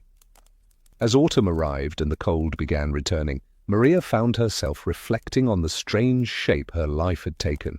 She had been born in one world and had lived her entire adult life in another.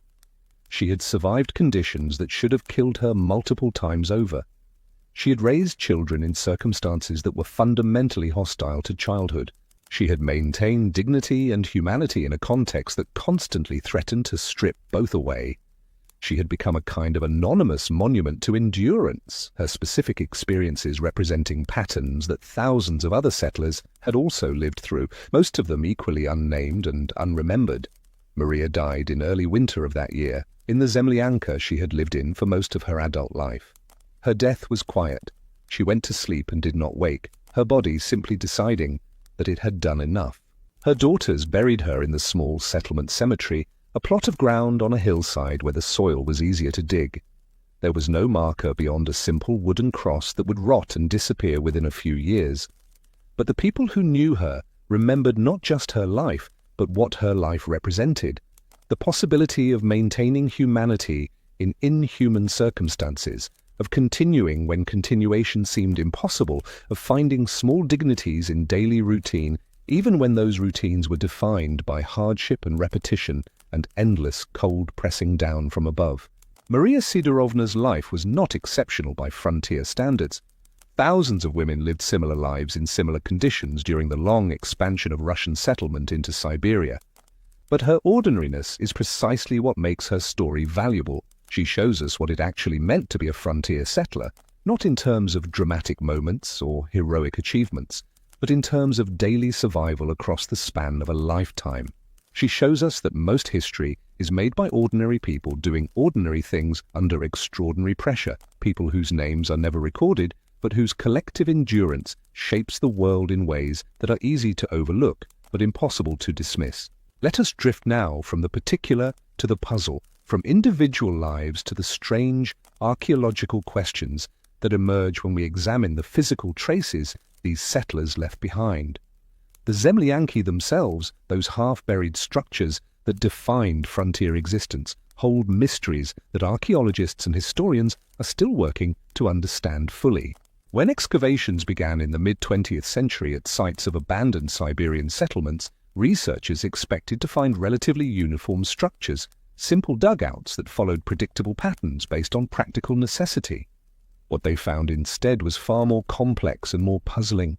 Some Zemlyanki had entry tunnels that descended at steep angles before opening into the main living chamber, creating a design that seemed unnecessarily complicated.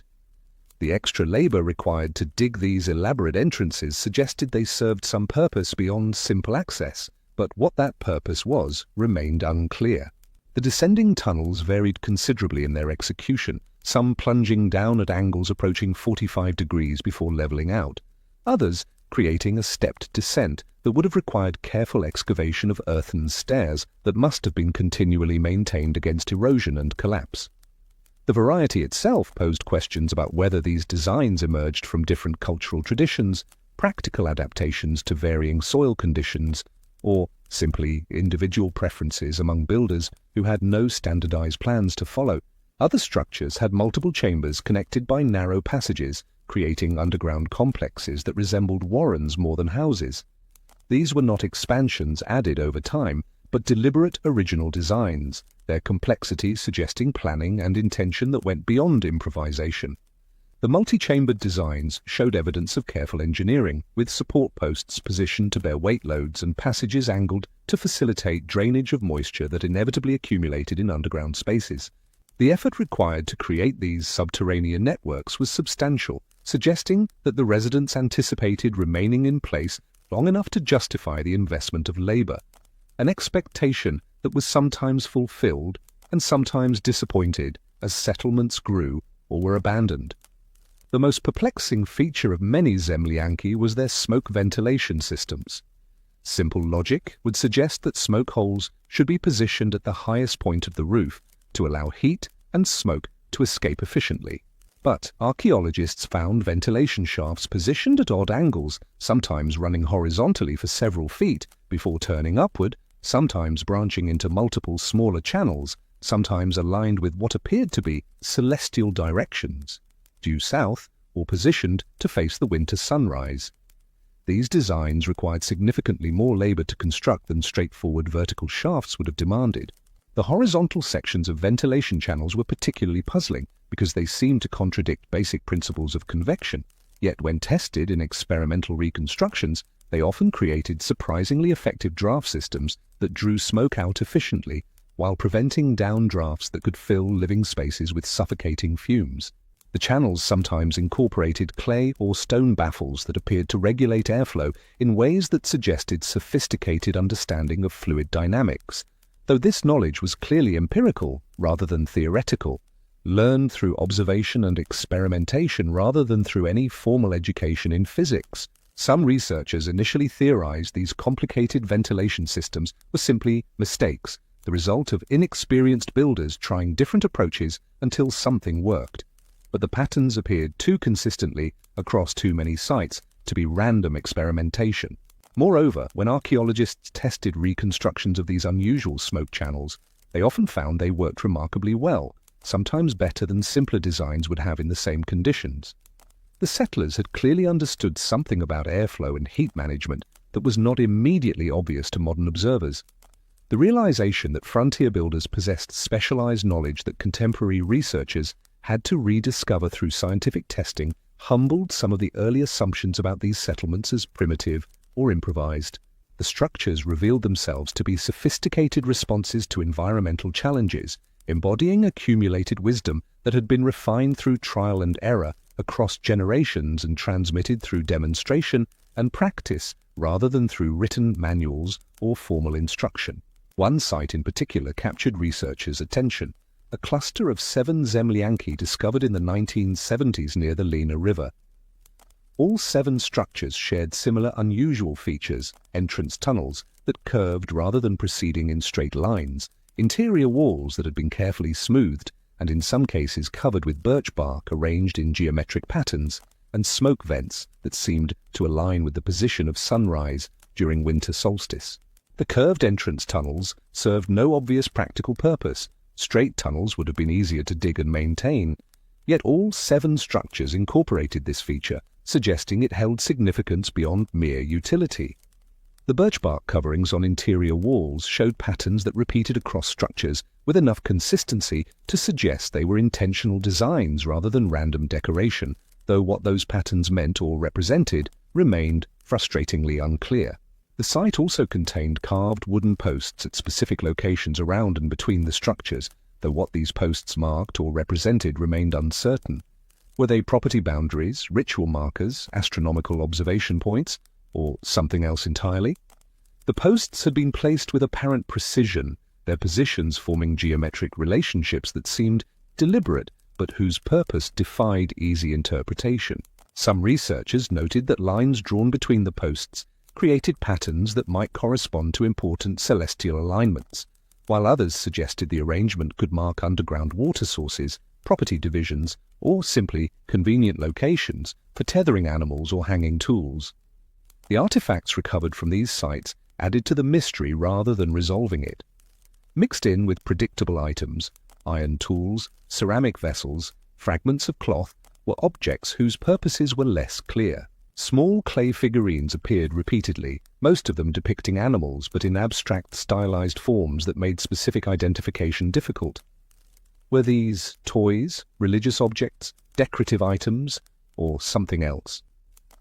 The figurines ranged from crude lumps with barely recognizable features to carefully crafted forms that showed considerable artistic skill, suggesting they were made by different hands or served different purposes within the community. Some had been deliberately broken or damaged, their fragments scattered across living areas in ways that might indicate ritual destruction, accidental breakage, or simply disposal of objects that had outlived their usefulness. Pieces of wood with complex patterns of notches carved into them turned up at multiple sites. Some researchers interpreted these as tally sticks for keeping track of supplies or recording time. Others suggested they might be calendars marking important dates or seasons. Still others proposed they could be mnemonic devices for remembering oral traditions or songs. The notches followed patterns that seemed systematic rather than random, repeated sequences, regular spacing, occasional special marks that stood out from the standard cuts, but without a key to decode them, they remained ambiguous texts whose content could only be guessed at. The very existence of such marked objects demonstrated that settlers felt the need to record or track something systematically, that they were not simply living from day to day without longer-term planning or memory keeping. The objects themselves provided no definitive answers. They were simply marked wood, their meaning dependent entirely on how they had been used, and that use had died with the people who made them. This ambiguity is characteristic of archaeological evidence generally, but it feels particularly acute when studying populations that left almost no written records. Perhaps most intriguing were the birch bark containers found in storage chambers. Birch bark was common material for making vessels, valued for its flexibility and water resistance. But some of these containers had been decorated with imagery that seemed to combine Russian Orthodox symbols with designs that appeared to come from indigenous Siberian traditions, crosses alongside spiral patterns, saints' names alongside what might be stylized animal forms. The blending suggested cultural exchange and adaptation occurring in ways that official records never captured. The decorative elements showed skilled craftsmanship, with fine incised lines creating detailed patterns that must have required considerable time and effort to execute. The fact that such care was lavished on humble storage containers suggested that aesthetic expression was important enough to merit investment of labor, even in purely functional objects, that the impulse to create beauty persisted even in conditions where survival demanded most of people's energy and attention. Archaeological evidence of indigenous influence on settler architecture became impossible to ignore as more sites were studied. The basic concept of the zemlyanka, a partially underground dwelling, was not originally Russian. Indigenous peoples across Siberia had been building similar structures for thousands of years, adapting them to specific local conditions and cultural preferences. When Russian settlers arrived, they initially tried to build the above-ground log houses they had known in European Russia. These structures failed repeatedly in Siberian conditions, requiring too much wood, losing too much heat, vulnerable to extreme winds, difficult to maintain through long winters. Settlers who survived were those who learned from indigenous neighbors, adopting and adapting underground building techniques that had been refined over generations. The failure rate of traditional Russian structures in Siberian conditions was catastrophic enough that documentary evidence occasionally mentions it, with reports of settlers freezing to death in houses that could not maintain livable temperatures or structures collapsing under snow loads they were never designed to bear. The adoption of underground building techniques represented not just practical adaptation, but survival necessity, a fundamental reorientation from imported knowledge to local expertise. The influence went beyond basic structure to include specific construction techniques.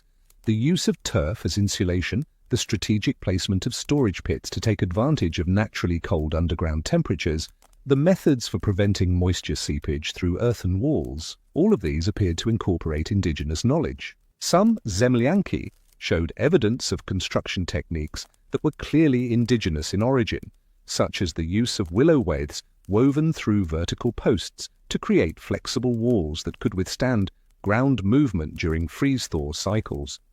This technique had no precedent in Russian building traditions, but was common among indigenous Siberian peoples. The willow weaving technique demonstrated sophisticated understanding of materials and forces. The flexible withes could bend and shift without breaking as the ground expanded and contracted with temperature changes, while rigid walls would crack and fail under the same stresses. The transmission of this knowledge from indigenous builders to Russian settlers must have involved direct instruction and demonstration, moments of cross-cultural teaching that left no written record but whose results are visible in the archaeological remains. The cultural exchange seems to have operated in both directions, though the evidence for this is more fragmentary. Some archaeological sites that were clearly indigenous showed incorporation of Russian tools and construction elements, iron nails instead of wooden pegs, ceramic stoves alongside traditional hearths, glass beads and metal buttons mixed with traditional ornaments. These exchanges were happening at an informal, individual level, person to person, family to family, driven by practical necessity and geographic proximity rather than by any official policy or organized cultural program. They represent a kind of history that leaves traces in material culture but rarely appears in written documents. The bidirectional nature of exchange challenges simple narratives of cultural dominance or resistance, revealing instead a more complex reality where people borrowed, adapted, and integrated elements that seemed useful while maintaining aspects of their own traditions they valued. The archaeological evidence suggests pragmatism rather than rigid adherence to cultural purity on any side. People used what worked, regardless of its origins. Researchers have tried to understand indigenous perspectives on these interactions through oral histories collected much later, though these accounts come with their own interpretive challenges. Some indigenous accounts describe Russian settlers as difficult neighbors, taking land, disrupting hunting territories, bringing diseases. But other accounts acknowledge periods of cooperation and mutual aid, times when indigenous knowledge helped settlers survive, and settler goods provided items indigenous peoples found useful. The reality was likely complex and variable, changing across time and location, never fitting neatly into simple narratives of conflict or cooperation. The oral histories, collected decades or even centuries after the initial contact periods, are filtered through subsequent experiences and historical developments that colored how earlier interactions were remembered and recounted. Yet they provide perspectives absent from Russian written records, reminding us that every historical encounter involved multiple viewpoints and that the traces settlers left behind existed within larger networks of indigenous presence and knowledge that preceded them and continued around them. The question of why certain zemlyanka designs proliferated while others disappeared remains partially mysterious. Some architectural features spread through the settler population rapidly, suggesting they worked well enough that people copied them. Other features appeared at a few sites, then vanished from the archaeological record, possibly because they proved impractical or because the knowledge of how to construct them was not successfully transmitted. The pattern of architectural diffusion reveals a kind of experimental process happening across generations, trying approaches, keeping what worked, abandoning what didn't. The spread of successful designs must have occurred through observation and conversation, with travelers and traders carrying news of innovations that proved effective in particular conditions. A successful ventilation system design could spread across hundreds of kilometers as people shared information about what worked in their own structures, while failed experiments were quietly abandoned and forgotten, leaving only occasional archaeological traces of approaches that were tried and discarded. But some design elements persisted even though their practical benefits were not obvious. The alignment of certain structures with astronomical features falls into this category. Researchers have documented multiple sites where smoke holes or entrance tunnels align with significant solar events, solstices or equinoxes. Maintaining these alignments required extra effort during construction and provided no clear practical advantage. The astronomical alignments were precise enough that they could not be attributed to chance. The probability of random construction producing such consistent orientations was vanishingly small. Yet the effort to achieve these alignments was considerable, requiring careful observation of the sun's path, planning construction to begin at specific times of year, and executing the work with enough precision that the final structure captured sunlight or aligned with sunrise at the intended moment. The alignments might have been purely practical, using celestial events as calendars to help track the passing of seasons. Or they might have held cultural or ritual significance that we can no longer access because the meanings died with the people who created them, or possibly both. Practical orientation could have acquired ritual significance over time, or ritual practices could have been justified through practical benefits. The archaeological evidence alone cannot distinguish between these possibilities. The ambiguity reflects a fundamental challenge in interpreting material remains without access to the beliefs and explanations that animated their creation. We see the choices people made, where to position an opening, how to orient a structure, but the reasoning behind those choices remains opaque unless it was recorded in writing or preserved in oral tradition, neither of which survived for these particular communities. Excavations have also revealed the existence of structures that seem to have served specialized purposes beyond residential dwelling. Some underground chambers were clearly storage facilities, no hearth, no living areas, just carefully constructed spaces for preserving food and goods. Others appear to have been workshops where specific crafts were practiced. Evidence of metalworking, leather processing, and textile production has been found in chambers separate from main living quarters. The separation of workspaces from living spaces demonstrated planning and organization that went beyond minimal survival, suggesting communities that had moved past the initial, desperate scramble for subsistence toward more stable patterns of life that could accommodate specialized labor and division of tasks. The workshop chambers showed evidence of repeated use over extended periods, with accumulated debris from manufacturing processes building up in layers that recorded years or decades of productive activity. But there are also structures whose purposes remain genuinely unclear.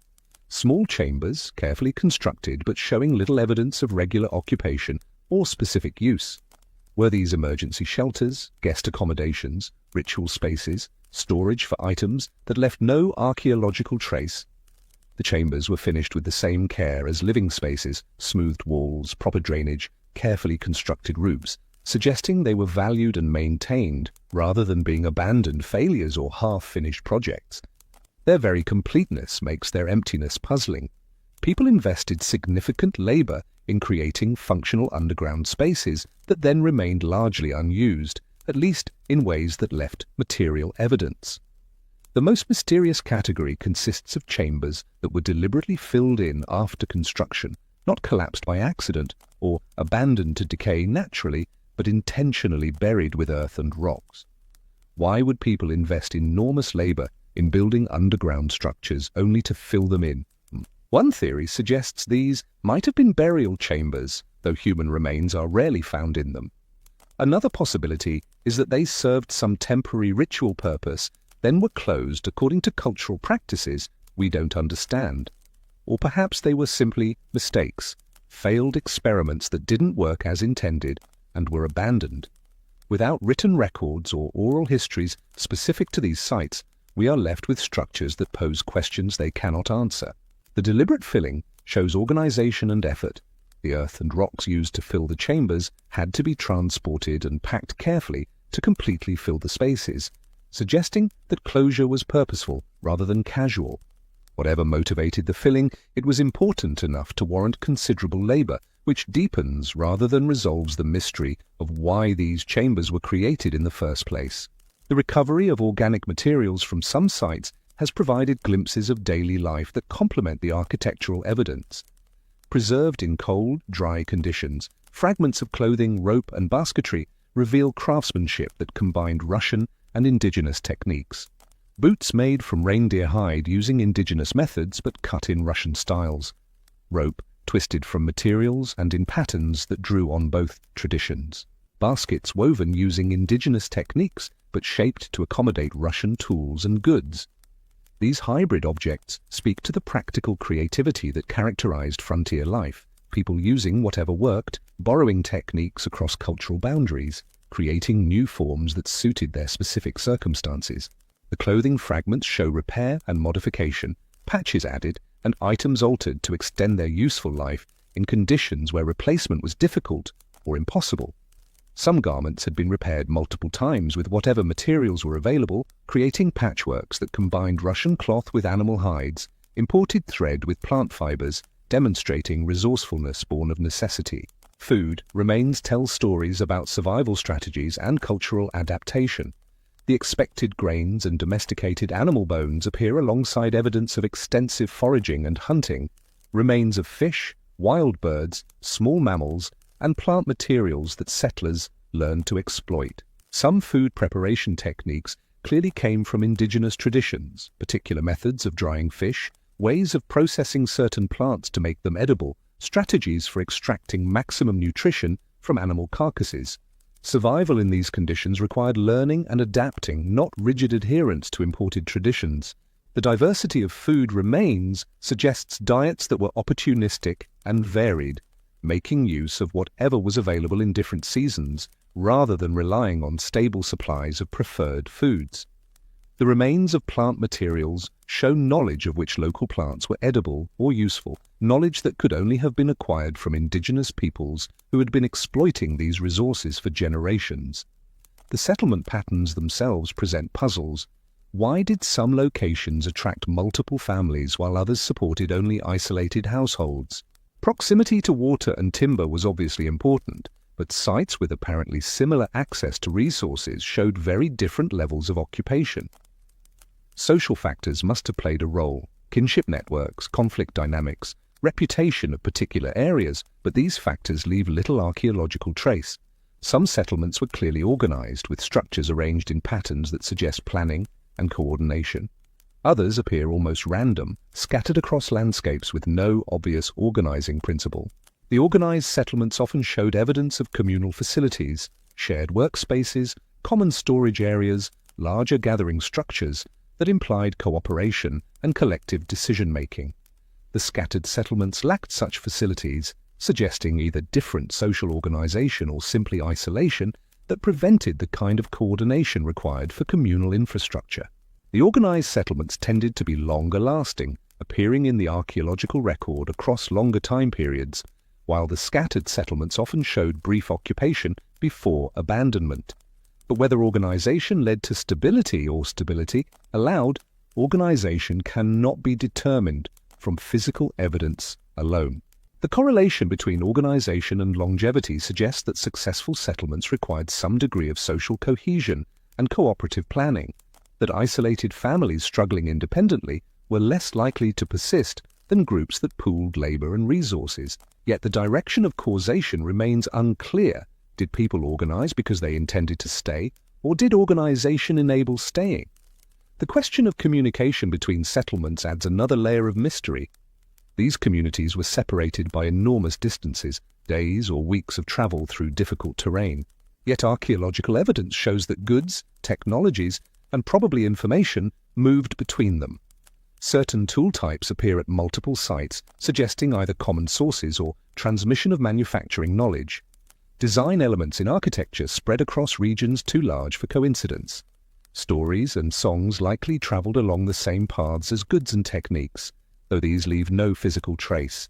The similarity of artifacts across vast distances demonstrates that these settlements were not completely isolated, that they existed within networks of contact and exchange that connected frontier communities despite the forbidding landscapes that separated them.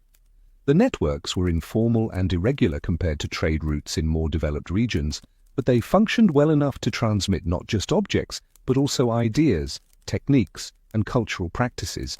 How did this communication network function without formal infrastructure? Traveling traders certainly played a role, carrying goods and news between settlements. Hunters moving through forests might stop at multiple locations, sharing information as they went. Government officials, though rare, would have connected distant communities through their rounds. Religious figures traveling circuits to serve scattered populations would have been conduits for both spiritual guidance and secular information.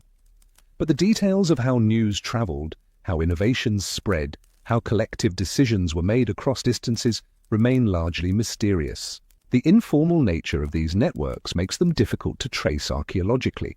Travelers left little evidence beyond occasional lost objects or brief mentions in documents that focused on official business, rather than the gossip, news, and technical information that likely constituted most of what was shared.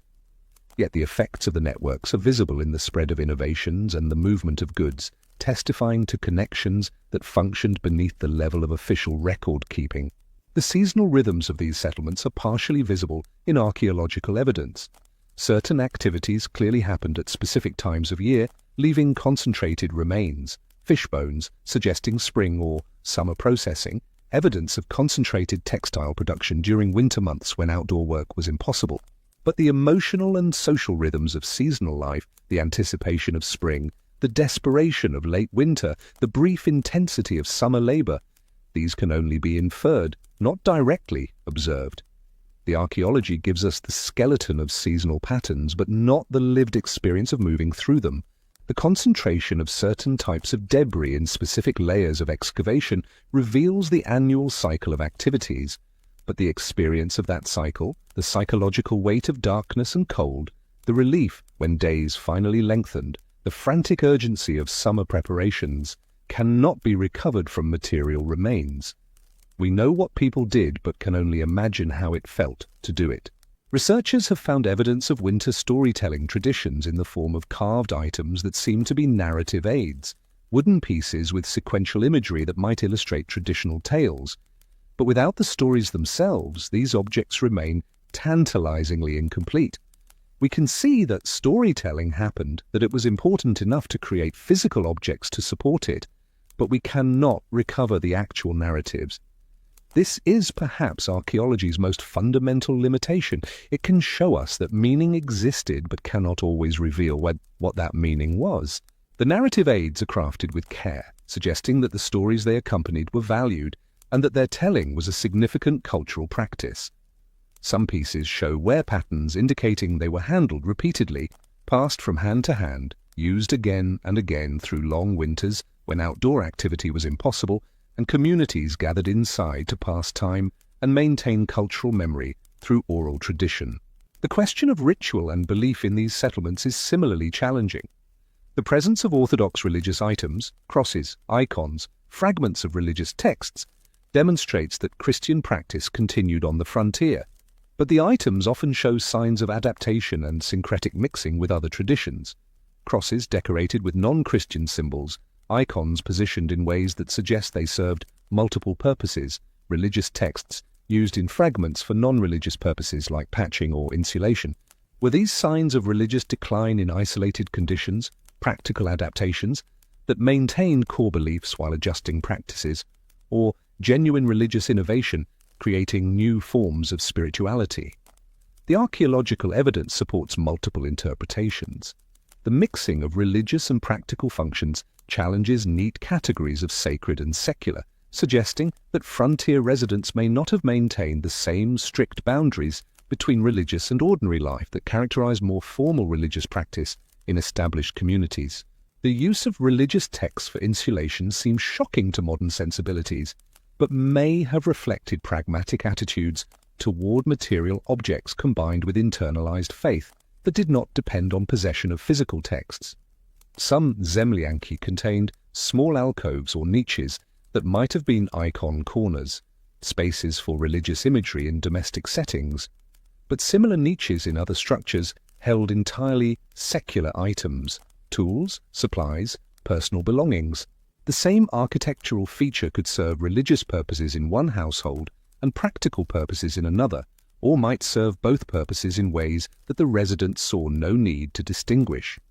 This ambiguity reminds us that the categories we use to interpret evidence, religious versus secular, traditional versus innovative, might not reflect how the people themselves understood their own practices. Evidence of death and burial practices adds another dimension to the mystery. Cemeteries associated with settlements show varied burial practices. Some graves aligned east-west, following Orthodox tradition, others oriented differently. Some burials included grave goods, others did not. Some showed evidence of wooden coffins, others of simple shrouding. The variation suggests either that Orthodox practices were inconsistently followed, or that different families maintained different traditions, or that beliefs about death and afterlife were evolving in frontier conditions. Without written theology or recorded beliefs, we see the practices but cannot fully access the meanings behind them. The burial practices reveal communities navigating between tradition and adaptation, maintaining some elements of familiar ritual while modifying others in response to circumstances or evolving beliefs. The variation within single cemeteries demonstrates that even small communities contained diversity of practice, that there was no single authoritative way of dealing with death that all residents followed. Child burials are particularly numerous in these cemeteries, a stark reminder of mortality rates in these conditions. But the way children were buried sometimes differed from adult burial practices: smaller graves, different orientations, different or absent grave goods. Did this reflect different beliefs about children's spiritual status, practical considerations about available resources, or emotional responses to losses that were tragically common? The archaeology shows that children were treated differently in death, but cannot definitively explain why. The high proportion of child burials testifies to the brutal reality of frontier life, where diseases, accidents, malnutrition, and exposure killed the young at rates that modern observers find difficult to fully comprehend. The demographic impact of such mortality would have been profound, affecting everything from family structure to community viability to the transmission of knowledge across generations. Some burial sites show evidence of later visitation: paths worn to certain graves, small offerings left long after initial burial, careful maintenance of grave markers. These suggest ongoing relationships with the dead that continued across years or generations, but other graves show no signs of return visits, possibly reflecting families that moved away or died out, or perhaps different cultural attitudes about maintaining connection with the deceased. The pattern is variable enough to resist simple explanation. The maintained graves demonstrate that some families or communities sustained practices of remembrance despite the practical difficulties of frontier life, that honoring the dead remained important enough to warrant continued effort. The unmarked or unvisited graves pose more troubling questions about isolation, loss of community memory, or families whose entire line ended without survivors to maintain the connection. The mystery deepens when we consider structures that were clearly important, but whose importance we cannot fully grasp. At several sites, archaeologists found what appeared to be gathering spaces, larger underground chambers with evidence of repeated use by multiple people, but no signs of residential occupation. Were these community meeting places, sites for collective labor, like food processing, locations for social or religious gatherings, or something else? The spaces were deliberately created and maintained, suggesting significance, but their specific functions remain uncertain. The gathering spaces were often more carefully constructed than ordinary living quarters, with more elaborate support systems and finishing work, indicating that they held special status or served purposes that warranted extra investment of labor. The evidence of repeated use, compacted floors, accumulated soot on walls, wear patterns around entrances, demonstrates they were functional spaces actively used by the community rather than symbolic structures that existed primarily as ideas. One such site contained a large hearth surrounded by stones arranged in a careful pattern, with evidence of intense heat use over extended periods. The structure was not suitable for metalworking, wrong shape, wrong ventilation, and seemed too elaborate for simple cooking. Some researchers speculated it might have been a bathhouse, adapting Russian banya traditions to underground construction. Others suggested it could be a communal cooking facility for large gatherings. Still others wondered if it served ritual purposes, purification, seasonal ceremonies, rites of passage. The structure itself is clear, its meaning is not. The careful stone arrangement and evidence of sustained high temperatures suggest specialized use that went beyond casual or occasional activity, implying regular communal practices that were central enough to settlement life to warrant maintaining the structure across time. The absence of definitive evidence for any single function may itself be informative. Perhaps the space served multiple purposes at different times, adapting to whatever communal needs arose. Archaeologists working on these sites often describe a sense of reaching toward meanings that remain just out of grasp. The evidence is rich and detailed, showing us how people built, what they ate, how they organized space, where they placed things.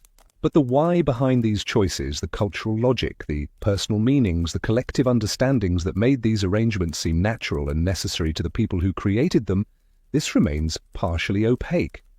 We see the material residue of lives lived but cannot fully recover the consciousness that animated those lives. This sense of reaching toward but not quite grasping meaning pervades archaeological work generally, but it feels particularly acute in studying communities that existed at the margins of literate culture. With no written accounts from the residents themselves, no letters or diaries or memoirs, we must reconstruct their lives entirely from objects and structures that were never created to communicate with future researchers. This is not entirely frustrating, though it might seem so. There is something oddly appropriate about the fact that these frontier settlements retain their mysteries even after careful study. The people who lived in them existed at the margins of recorded history, their experiences largely unwritten, their voices not preserved in archives or official accounts. The archaeological mysteries mirror the historical silences, both pointing toward lives lived outside the structures that typically preserve and transmit cultural memory. The persistence of mystery honors, in a sense, the obscurity in which these people lived. They were not trying to leave messages for posterity, not consciously creating historical records, simply living their lives as best they could in difficult circumstances. That their traces remain partially illegible reminds us that most human experience across history has been similarly unrecorded and irrecoverable. What we can say with confidence is that the material evidence reveals far more complexity than simple narratives of frontier hardship would suggest. These were not people simply surviving in desperate conditions, though survival was certainly difficult. They were people adapting, innovating, exchanging knowledge, making choices about how to organize their lives and spaces, maintaining cultural practices while also transforming them, creating new forms that combined elements from multiple traditions. The archaeology shows us this creativity and adaptation even when it cannot explain every specific choice. The complexity visible in the archaeological record challenges assumptions about frontier life as crude or primitive, revealing instead communities that maintained cultural practices, aesthetic sensibilities, and social organization despite isolation and hardship. The care taken in constructing even humble structures, the attention to decoration on functional objects, the maintenance of burial practices and communal spaces, all of this demonstrates that these were people trying to live fully human lives, not merely to subsist. The underground structures themselves, those zemlyanki that define the frontier experience, turn out to be less simple than they initially appear. They were not just holes in the ground with roofs, not just practical solutions to practical problems. They were carefully designed spaces that reflected accumulated knowledge, cultural values, practical constraints, and possibly spiritual or cosmological understandings. They were architecture in the fullest sense, shaped space that both responded to and helped create particular ways of living. The sophistication of Zemlyanka design becomes more apparent the more carefully the structures are studied, with features that initially seemed crude or improvised, revealing themselves to be carefully considered solutions to complex problems of heating, ventilation, moisture control, and structural stability. The structures represent vernacular architecture at its most refined, building traditions that emerged from accumulated experience rather than formal training, but that achieved remarkable effectiveness through generations of refinement. That many of their design features remain mysterious does not diminish their significance. If anything, the mysteries remind us that historical understanding is always partial, always incomplete, always reaching toward experiences that cannot be fully recovered. The people who built these structures and lived in them possessed knowledge we have lost, not just technical knowledge about construction, though that too, but experiential knowledge about what it meant to live underground through Siberian winters, to balance Russian and indigenous traditions, to create meaning and dignity in circumstances that seem designed to strip both away. That knowledge cannot be fully retrieved through archaeology alone, but its traces remain in the structures they left behind, posing questions that invite continued exploration and interpretation. The loss of this experiential knowledge represents a kind of historical forgetting that affects not just these particular settlements but countless communities throughout history whose ways of living never entered written record. We can see that they knew things, the evidence demonstrates competence and understanding, but we cannot fully recover what they knew or how they learned it or what it felt like to possess that knowledge. The study of these underground settlements continues, with new sites discovered periodically and new analytical techniques applied to existing evidence. Each excavation adds pieces to the puzzle, but the puzzle itself never quite resolves into a complete picture. Perhaps this is as it should be. These settlements existed at the edge of the known world, places where official knowledge faded and local knowledge became paramount. It seems fitting that they retain some of their remoteness, some of their strangeness, even as we study them. They remain, in important ways, at the margins, not fully integrated into historical narratives, not completely explained by archaeological analysis, not entirely domesticated by academic understanding. Their marginality reflects not just their geographic location, but their position in relation to systems of knowledge and power, too distant from centers of authority to be closely monitored, too small to merit much official attention, inhabited by people whose lives were not considered historically significant by those who controlled the creation and preservation of written records. That we study them now represents a shift in what we consider historically important, but it cannot fully overcome the historical silences that resulted from their marginal status. They persist as places of mystery, sites where the past is present but not entirely legible, where evidence accumulates but meaning remains elusive, where we can see that significance existed without being able to fully specify what that significance was. This ambiguity is itself informative, reminding us of the limits of historical knowledge and the irreducible complexity of human experience across time. The ambiguity invites humility about what we can know of the past, and about how much of human experience remains forever beyond our reach. The archaeological evidence is generous in what it reveals, so much about daily life, technology, adaptation, and creativity becomes visible through careful excavation and analysis. Yet generous as it is, it cannot answer all our questions or satisfy all our curiosity about these vanished communities. These frontier settlements, with their underground structures and hybrid cultural practices, their careful astronomical alignments and mysterious marked sticks, their blended decorative traditions and communal gathering spaces, continue to pose questions that research may never fully answer. They stand as monuments to lives lived at the margins, to knowledge that was possessed and then lost, to human resilience and creativity in the face of daunting circumstances, and to the ultimate inscrutability of past experience. We can study them, learn from them, honor them with our attention and our puzzlement, but we cannot fully possess their meanings or completely understand the consciousness of those who built them and lived in them and eventually abandoned them to time and earth and scholarly speculation. Let us now rise from the earth and the mysteries it holds and turn our attention to a different world that existed in the same landscape during the same winters under the same vast Siberian sky. While settlers lived half-buried in frozen ground, another population moved through warmed rooms and gaslit corridors, their lives shaped by the same climate, but insulated from its worst effects by wealth, position, and architectural permanence. The contrast was not absolute. No one in Siberia, regardless of status, could entirely escape the winter's grip.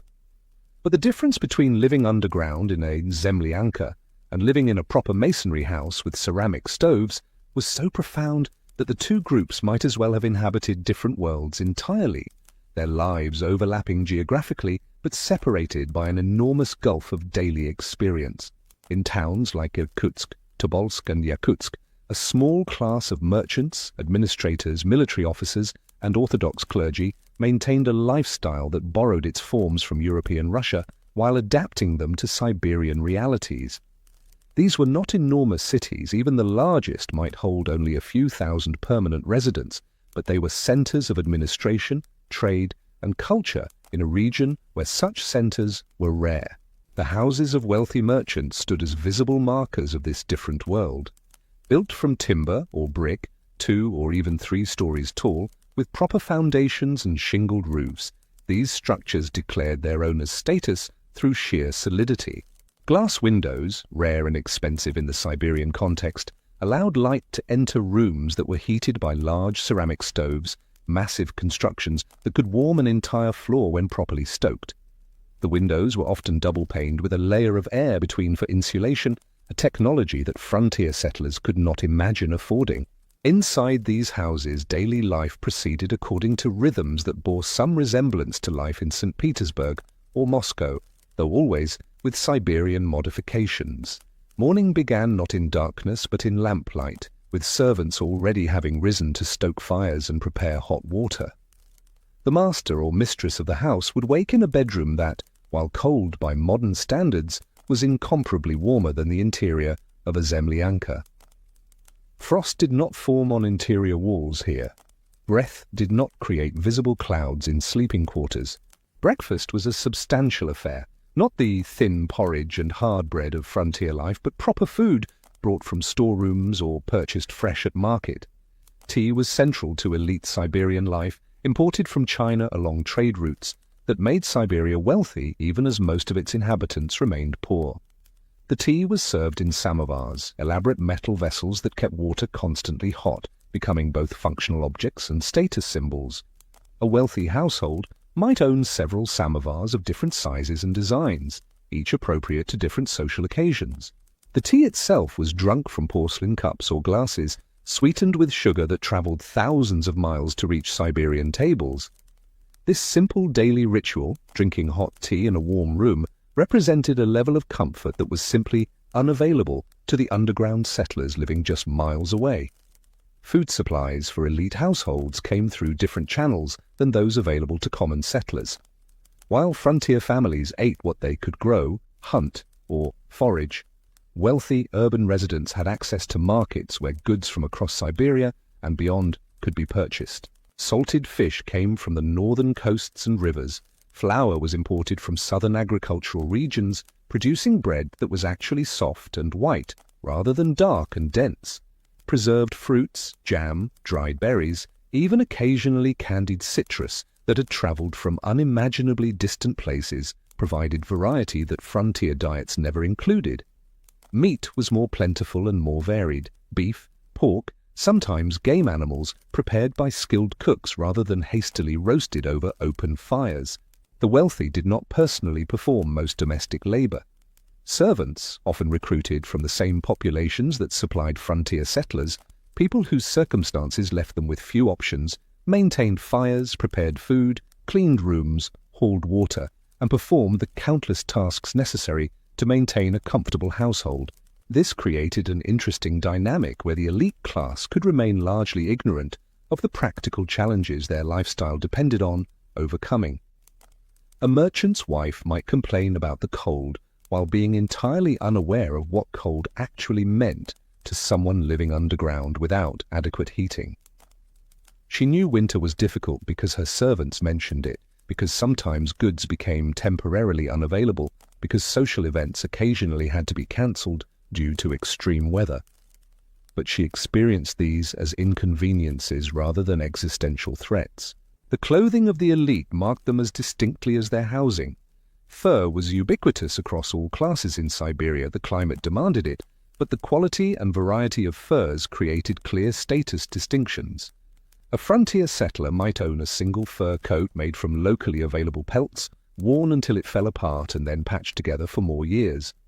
A wealthy merchant might own multiple fur garments made from sable, fox, or imported furs. Each coat, representing more wealth than a settler family might accumulate in a lifetime. Beneath the furs, the elite wore layered clothing made from wool, silk, and cotton, fabrics that required either extensive trade networks or direct importation. The women wore dresses cut in styles that approximated current European fashion, though always a few years behind and adapted for Siberian conditions with additional layers and modifications for extreme cold. Men wore coats and trousers that signaled their profession and status, military officers in uniform when appropriate, merchants in solid practical clothing that nevertheless showed quality materials and good tailoring, administrators in dress that marked their connection to imperial authority. These clothes were not just covering, but communication, announcing who you were and what position you held in the social hierarchy. Daily schedules for the elite bore little resemblance to the dawn-to-dark labor patterns of frontier settlers. A merchant might wake at a reasonable hour, take breakfast with his family, then proceed to his office or warehouse to conduct business. This business was often the fur trade, Siberia's primary export, and the source of most accumulated wealth in the region. Merchants negotiated with hunters and trappers who brought pelts from the deep forest, assessed quality, arranged transport to distant markets, managed complex credit relationships that stretched across years and thousands of miles. The work required skill and knowledge, certainly, but it was conducted in heated rooms, involved primarily mental rather than physical labor, and offered opportunities for substantial profit. A successful fur merchant could become wealthy by any standard, accumulating resources that would have seemed fictional to the people actually catching the animals whose pelts generated that wealth. Administrative officials, governors, tax collectors, judges, postal administrators maintained the skeletal structures of imperial governance across Siberia's vast distances. Their work was often frustrating, trying to impose bureaucratic order on regions that were barely mapped, recording information about populations who moved frequently and evaded official notice, collecting taxes from people who had little money and many ways to avoid payment. But the work was conducted from positions of relative comfort and authority. An official might complain about the difficulties of Siberian service, the remoteness, the cold, the distance from cultural centers, while living in housing that was luxurious by local standards and exercising power that frontier settlers could never access. The gulf between official understanding of Siberian life and actual conditions was often enormous. Reports sent back to St. Petersburg describe settlements in administrative terms, population counts, agricultural production, tax revenues, that bore only loose relationship to lived reality. Officials who ventured out to inspect frontier settlements returned with stories of hardship that their colleagues in town offices found exaggerated or sensationalized. The bureaucratic apparatus simply lacked frameworks for accurately representing what life was actually like at the margins, so it defaulted to comfortable fictions that made the frontier seem more ordered and manageable than it was. Military officers stationed in Siberian garrisons occupied an interesting social position. They were often minor nobility or ambitious commoners who had chosen military service as a path to advancement, and Siberian postings were generally viewed as punishment or exile rather than opportunity. The conditions were harsh even for officers, winters that made routine duties challenging, isolation from the social and cultural life of Western Russia, limited opportunities for the kind of military glory that advanced careers. Yet compared to common soldiers, and especially compared to frontier settlers, officers lived in considerable comfort. They had heated quarters, regular food supplies provided by military logistics, structured days that included time for leisure and social activities. They hosted dinners, organized balls during winter months, created elaborate social rituals that helped pass the time and maintain the fiction that they were still connected to civilized European society. These social events, dinner parties, balls, theatrical performances, were perhaps the most striking example of elite life's disconnect from frontier reality. While settlers huddled in underground dwellings struggling to survive, wealthy Siberians gathered in ballrooms warmed by multiple stoves, wearing formal clothing, dancing to music performed by small orchestras, engaging in elaborate rituals of courtship and social positioning. The balls followed patterns borrowed from European society, but adapted to Siberian circumstances. They began later in the evening to allow time for travel through dark, cold streets. They featured local delicacies alongside foods that approximated European standards. The dances were familiar forms, waltzes, polonaises, mazurkas, performed with the particular intensity that comes from limited social opportunities. For young people of the elite class, these gatherings were crucial, one of the few contexts where they might meet potential spouses, form social alliances, or simply enjoy themselves in ways their isolated circumstances usually prevented. The balls were both genuine social events and performances of civility, ways of insisting that they remained connected to broader Russian culture despite geographical remoteness.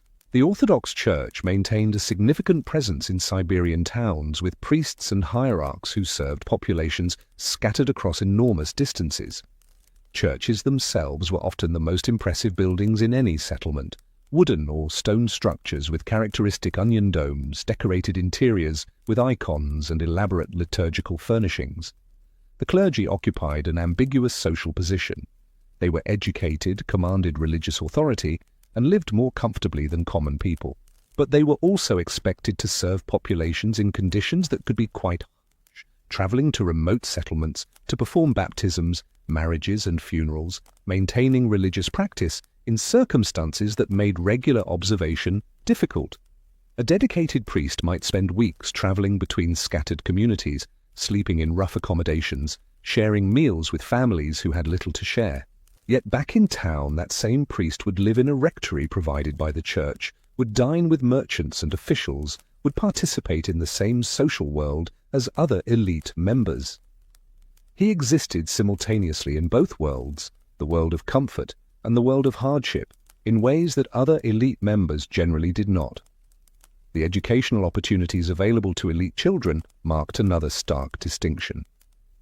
Frontier settlers' children learned through observation and participation in survival tasks, acquiring practical knowledge that kept them alive but little formal education.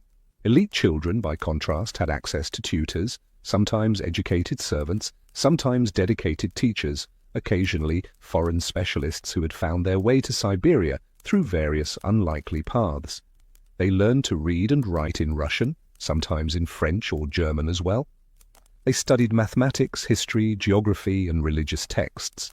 Girls learned music, drawing, and the social accomplishments expected of their class.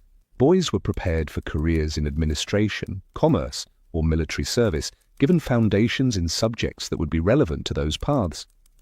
This education was not uniformly excellent. Teachers were often inadequately trained, books were scarce, isolation limited exposure to new ideas, but it existed, creating yet another way elite children's futures differed from those of settler children. Health and medicine provided another measure of the class divide. Elite families had access to doctors, not many, and not always well trained by European standards, but at least professionals with some medical education. These doctors could provide treatments that ranged from genuinely helpful to actively harmful, but their presence meant that illness was approached systematically rather than through folk remedies or desperate improvisation. A merchant's child with fever would be examined by a doctor who might prescribe medicines, adjust diet, recommend specific care. A settler's child with the same fever would be treated with whatever remedies the family knew, prayers and hope, with survival depending far more on the child's constitution and luck than on any effective intervention. Medical care was not equally distributed. Wealthy families could afford better attention and more expensive treatments, but its existence marked a fundamental difference in how health crises were experienced. The rhythm of the seasons affected elite life differently than it affected frontier existence. Winter brought the same cold and darkness to everyone, but for the wealthy, winter was primarily a social season rather than a survival challenge. With outdoor work impossible and travel difficult, The winter months became time for concentrated social activity, the balls and dinners and theatrical performances that filled the calendar. Summer, conversely, was when elite families might travel, visit other towns, conduct business that required movement, or simply enjoy the brief period when Siberia became almost pleasant. For frontier settlers, the seasonal rhythm was reversed. Winter was survival mode, all energy focused on staying alive, while summer was frantic labor trying to produce and store enough to survive the next winter. The same seasons, experienced so differently that they barely seemed to describe the same annual cycle. Yet the elite world was more fragile than it appeared. Wealth in Siberia was often unstable, dependent on trade networks that could be disrupted by politics, weather, or simple bad luck. A merchant who seemed prosperous could be ruined by a failed shipment, a bad debt, or changes in fur prices. Official positions offered security but also required maintaining favor with superiors who were thousands of miles away and might change without warning.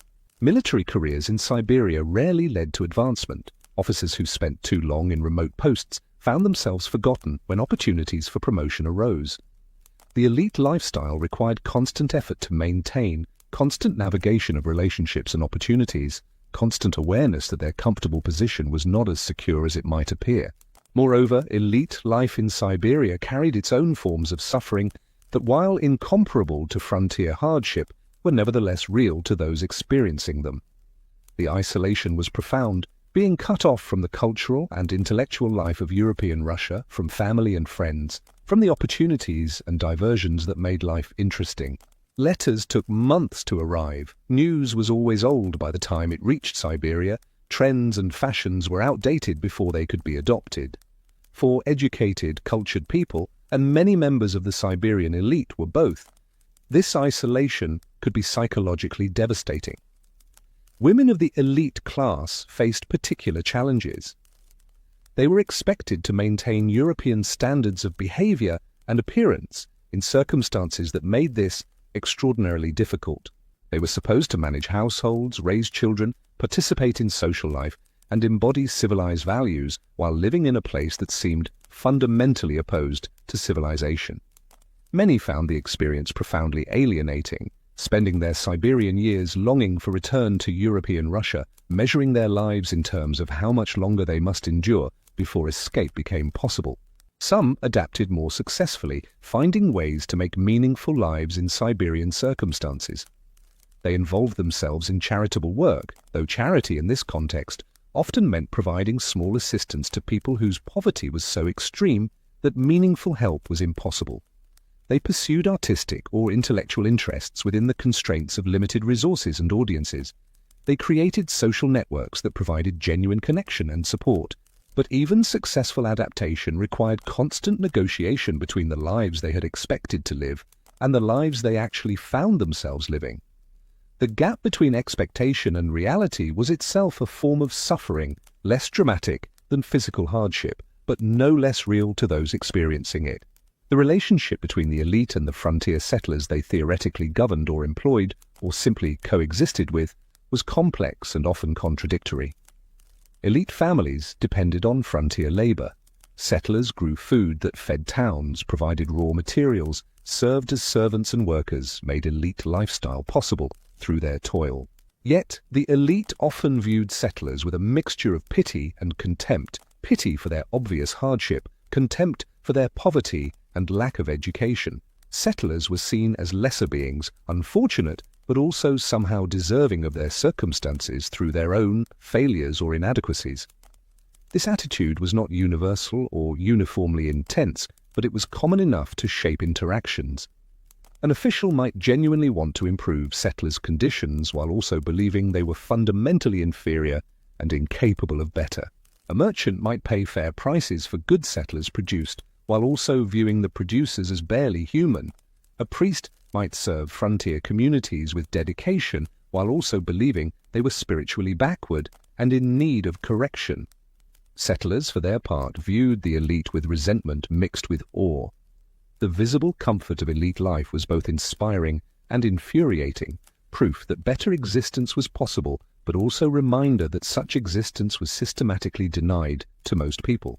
Settlers understood, perhaps more clearly than the elite did, that their hardship and elite comfort were connected, that wealth accumulated in town was extracted from labor performed in brutal conditions at the margins.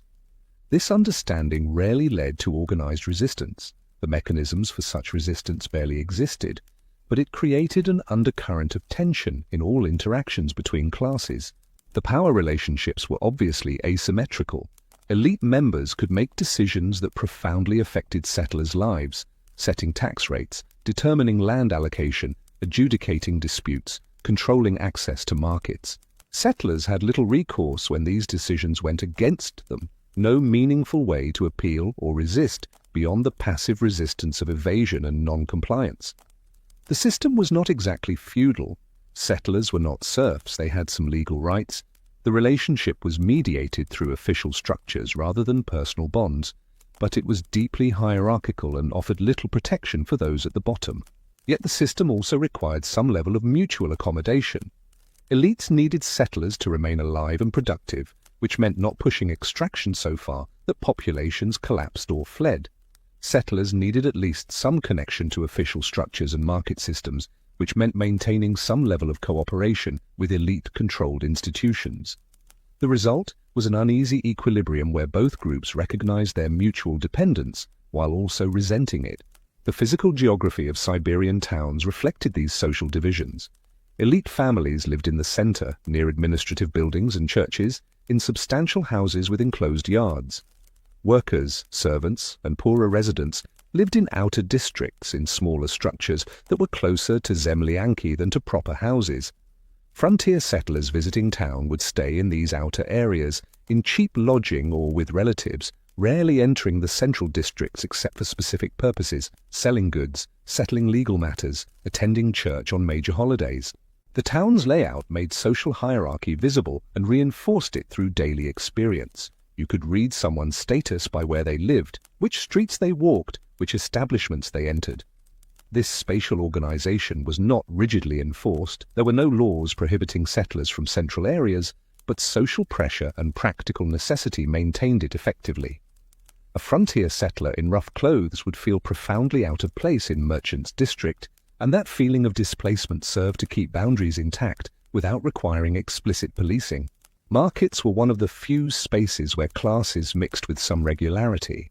Settlers brought produce, furs, and other goods to sell. Elite members or their servants came to buy. The market was regulated, officials set prices, collected fees, monitored for fraud, but it was also chaotic, noisy, a place where social rules were somewhat relaxed. Conversations happened across class lines in markets that would never occur in other contexts. A merchant's wife might chat with a settler woman about vegetable quality, establishing momentary human connection that existed outside the usual hierarchical frameworks. But these moments of connection were fleeting and did not fundamentally alter power relationships. Winter transformed towns just as it transformed frontier settlements, though in different ways. The cold was still severe, darkness still profound, isolation still intense. But town residents had resources to manage these challenges. Substantial buildings held heat, stored food was more diverse and reliable, social activities provided distraction and structure. The winter months in town could even be pleasant, in their way, a time of concentrated social life, of gathering with others around fires and samovars, of creating artificial warmth and light to push back against the natural darkness. Yet even for the elite, winter carried psychological weight. The months of darkness and cold wore on everyone, creating a kind of seasonal melancholy that was widely recognized. Letters from Siberian officials to friends in European Russia often described this feeling. The way winter seemed to last forever, the way darkness affected mood and energy, the way isolation became almost unbearable by late winter, even when physical comfort was assured. The contrast with frontier settlers' experience was that elite winter melancholy was psychological and social, while settler winter suffering was physical and existential, but both were real forms of hardship created by the same seasonal extremes. Spring's arrival was celebrated in town with the same relief felt in settlements, though expressed differently. Churches held services of thanksgiving, social events increased, people emerged from winter hibernation with genuine joy. The first warm days were occasions for excursions outside town, for examining gardens and planning improvements, for feeling that life had returned after months of suspension. These celebrations had a performative quality, rituals that expressed collective relief while also reinforcing social bonds and shared cultural identity. The question of whether elite Siberians understood the conditions frontier settlers lived under is difficult to answer simply. Some had genuine knowledge born of direct observation: priests who traveled to remote settlements, officials who conducted inspections, merchants who dealt directly with trappers and hunters. These individuals understood that frontier life was harsh in ways that reports and descriptions could not fully capture. They had seen Zemlyanki, had watched people struggle with basic survival, had witnessed the physical toll extreme conditions took on human bodies. But understanding did not necessarily translate into action or even sympathy. One could understand that settlers lived in terrible conditions while also believing those conditions were inevitable or deserved, or simply not one's responsibility to address. The gap between knowledge and caring was wide, maintained by social ideologies that naturalized inequality and by simple self-interest that discouraged too much empathy for those whose labor supported one's own comfort. Most elite members had only vague second-hand understanding of frontier life. They knew it was difficult in general terms, but lacked specific knowledge of what difficulty actually meant in daily practice. This allowed them to maintain comfortable fictions, that settlers were adequately provided for, that hardship built character, that conditions were improving through gradual progress, that the system as a whole was essentially fair and reasonable. These fictions were necessary psychological defenses, ways of avoiding the moral implications of their own comfortable lives. To truly understand and acknowledge frontier suffering would require confronting uncomfortable questions about justice, about the distribution of resources, about their own complicity in maintaining systems that concentrated comfort for some through the hardship of others. Most elite Siberians preferred not to confront these questions, and the physical and social distance between town and frontier made it easy to avoid them. The two worlds coexisted in the same landscape, under the same sky, subject to the same winter cold. But they remained separate in crucial ways: different architectures, different daily rhythms, different relationships to survival and comfort, different futures available to children born into each world. The separation was maintained through wealth, power, and social structures that made inequality seem natural and inevitable rather than constructed and contestable. Yet, the separation was never complete. Elite comfort depended absolutely on frontier labor: the food that fed towns, the furs that generated wealth, the timber that built houses, the simple fact of settlement that allowed Siberia to be incorporated into Russian imperial structures. Frontier settlers, for their part, existed within systems shaped by elite decisions and needs: land allocation, tax requirements, market access, legal frameworks. The two worlds were mutually constitutive even as they remained experientially distinct, each necessary to the other even as they remained profoundly unequal. This was the fundamental paradox of Siberian society in the period of frontier settlement: a world divided between underground and above ground, between survival and comfort, between those whose daily effort went towards simply continuing to live and those whose lives offered possibilities beyond mere survival. Both groups inhabited the same winter, but they inhabited it from such different positions that they might as well have been in different worlds entirely, their experiences of the same season bearing so little resemblance that they could barely be compared. And so we come to the end of our journey through frozen ground and frozen time, having walked alongside those who made their homes beneath the surface of the earth, who carved survival from conditions that seem almost unimaginable from our present comfort.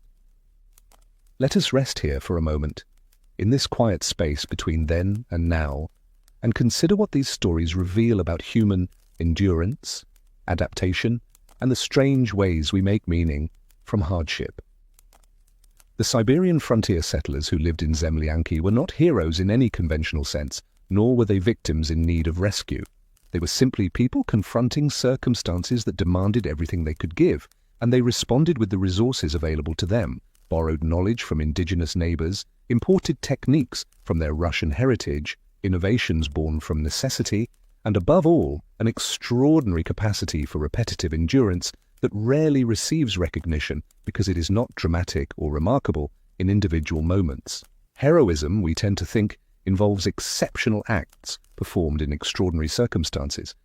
But perhaps there is another kind of heroism in the simply continuing, in waking each morning into darkness and cold, in performing the same survival tasks day after day for months and years and decades, in maintaining dignity and humanity when conditions seem designed to strip both away, in raising children with gentleness, even when gentleness was a luxury you could barely afford. This quieter heroism leaves no monuments, inspires no epic poems, rarely even makes it into historical records. It is the heroism of Maria Sidorovna and thousands like her, people whose names we barely know, but whose collective effort literally built the world, settlement by settlement, winter by winter, one day's survival following another, until those days accumulated into lifetimes. The underground dwellings themselves, those mysterious structures with their puzzling ventilation systems and ambiguous purposes, remind us that we can never fully recover the past, never completely understand what life felt like to those who lived it. The archaeology gives us fragments, traces, evidence of presence but not of consciousness. We can see the smoke channels they built but cannot fully grasp the logic that shaped those designs. We can recover their tools and dishes but cannot taste the meals they prepared or feel the particular cold of their winters or understand the texture of their daily experience. This incompleteness is not a failure of scholarship but a fundamental condition of historical understanding. The past exists in the traces it leaves, but those traces are always partial, always requiring interpretation, always leaving spaces that cannot be filled. The mysteries surrounding the Zemlyanki, the unexplained architectural features, the ambiguous artifacts, the cultural practices that left material evidence but not clear meanings, these mysteries are appropriate in their way. They honor the complexity and particularity of lives lived outside the systems that typically preserve and transmit cultural memory. The elite world we examined, that realm of heated houses and formal balls, of tea in samovars and imported luxuries, existed simultaneously with frontier suffering and was made possible by it. This is perhaps the most uncomfortable truth our journey has revealed, that comfort and hardship are not separate phenomena, but connected aspects of the same social systems. The warmth of a merchant's house was paid for, in part, by the labor of people freezing in underground dwellings.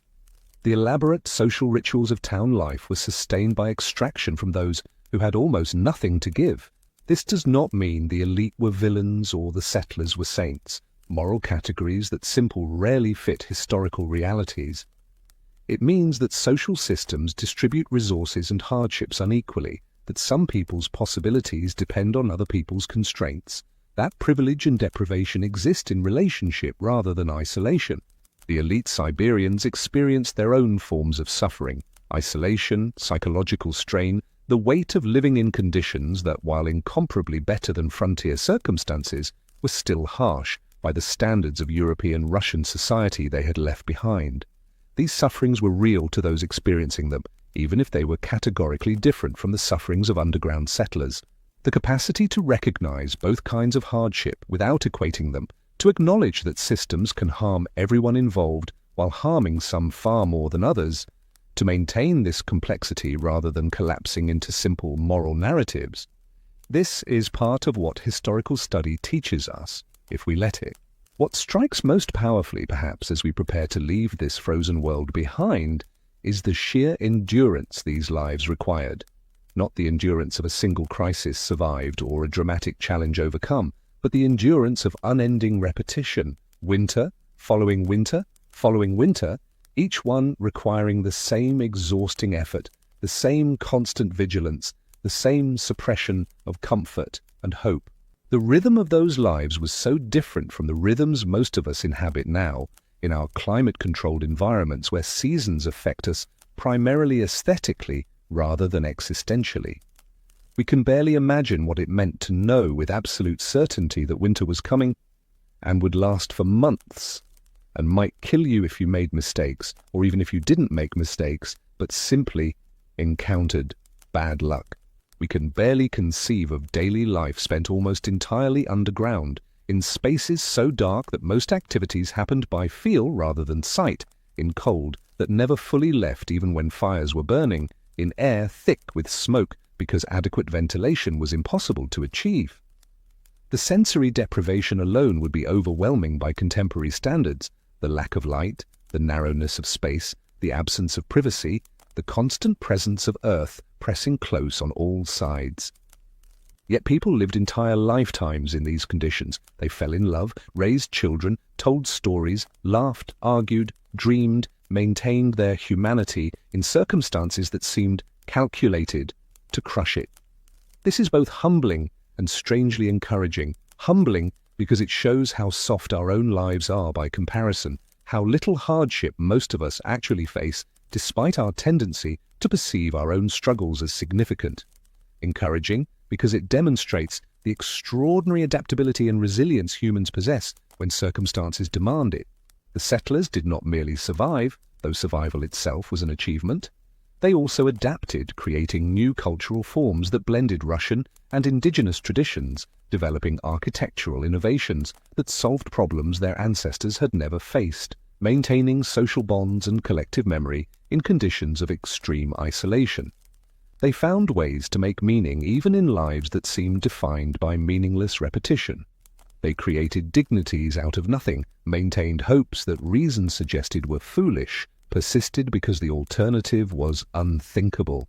As we emerge from these underground spaces, as we leave behind the world of Maria Sidorovna and her nameless neighbors, we carry with us certain recognitions. We understand, perhaps more clearly than before, that comfort is not a given, but an achievement maintained through countless systems and labors that usually remain invisible.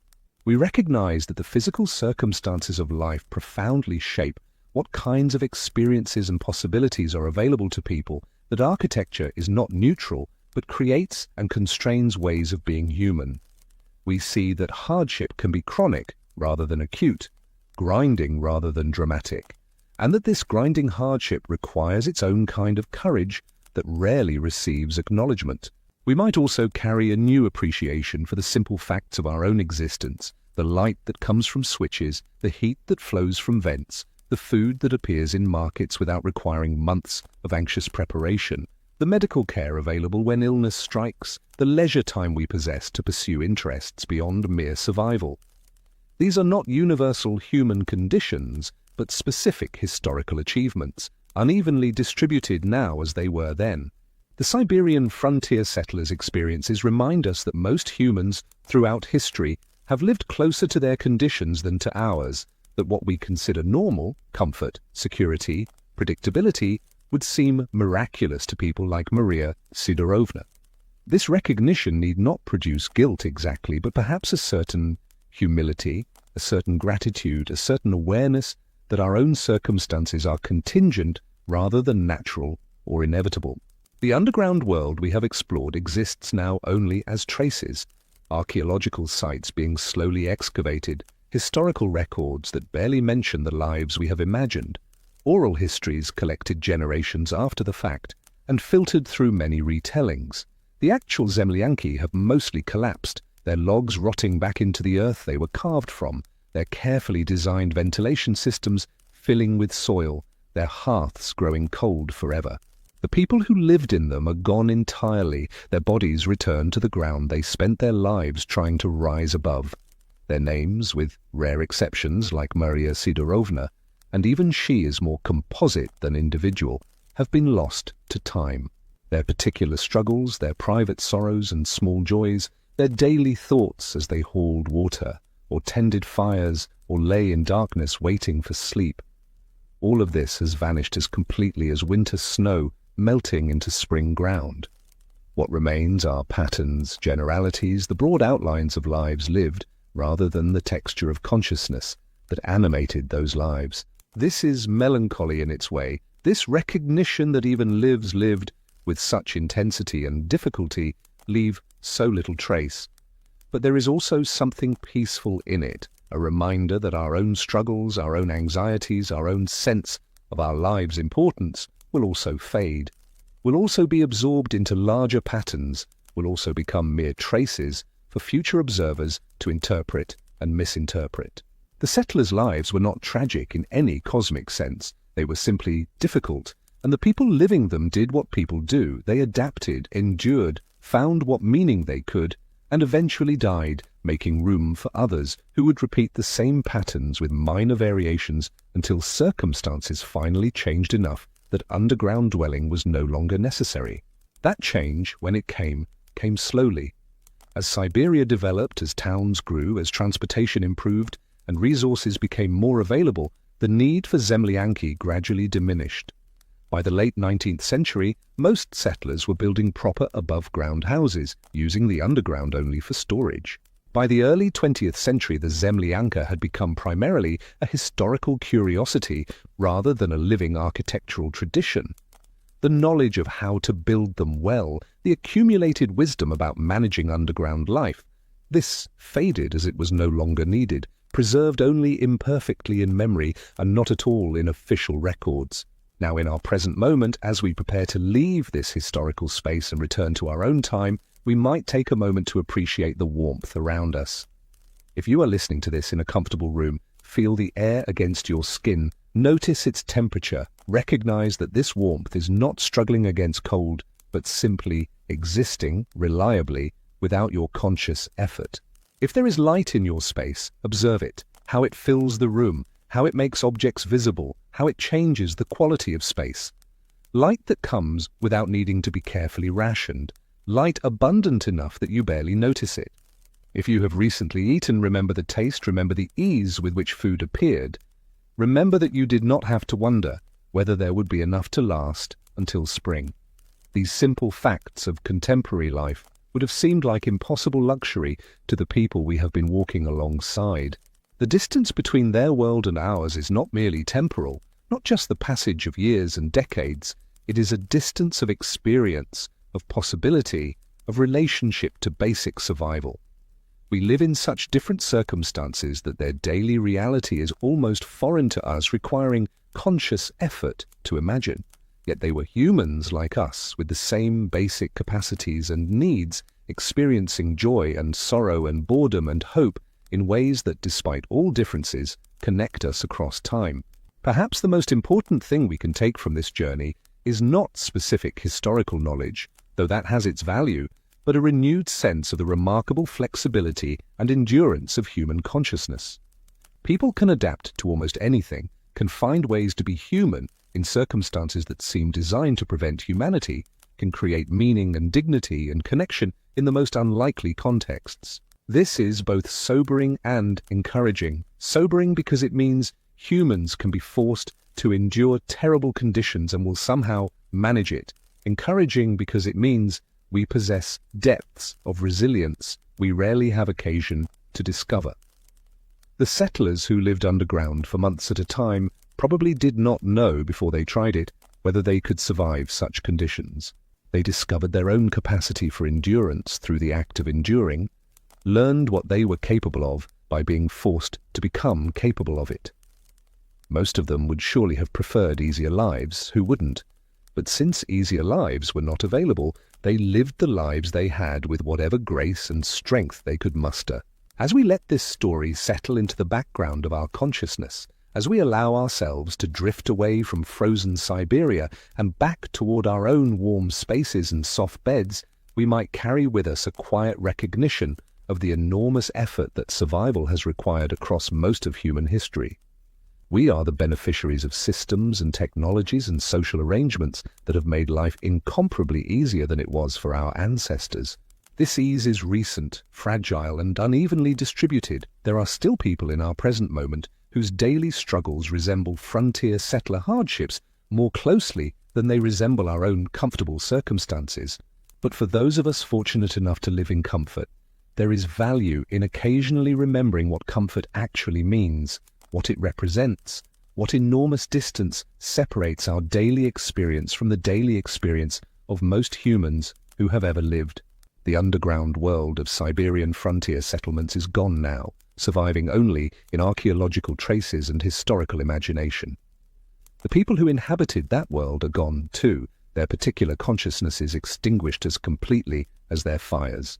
But we can still, with effort, reach across time and try to understand what that world was like, what it demanded, how people responded to its demands. This reaching is what historical consciousness means, not just knowing facts about the past, but trying to feel, however imperfectly, what it was like to live in times and places very different from our own.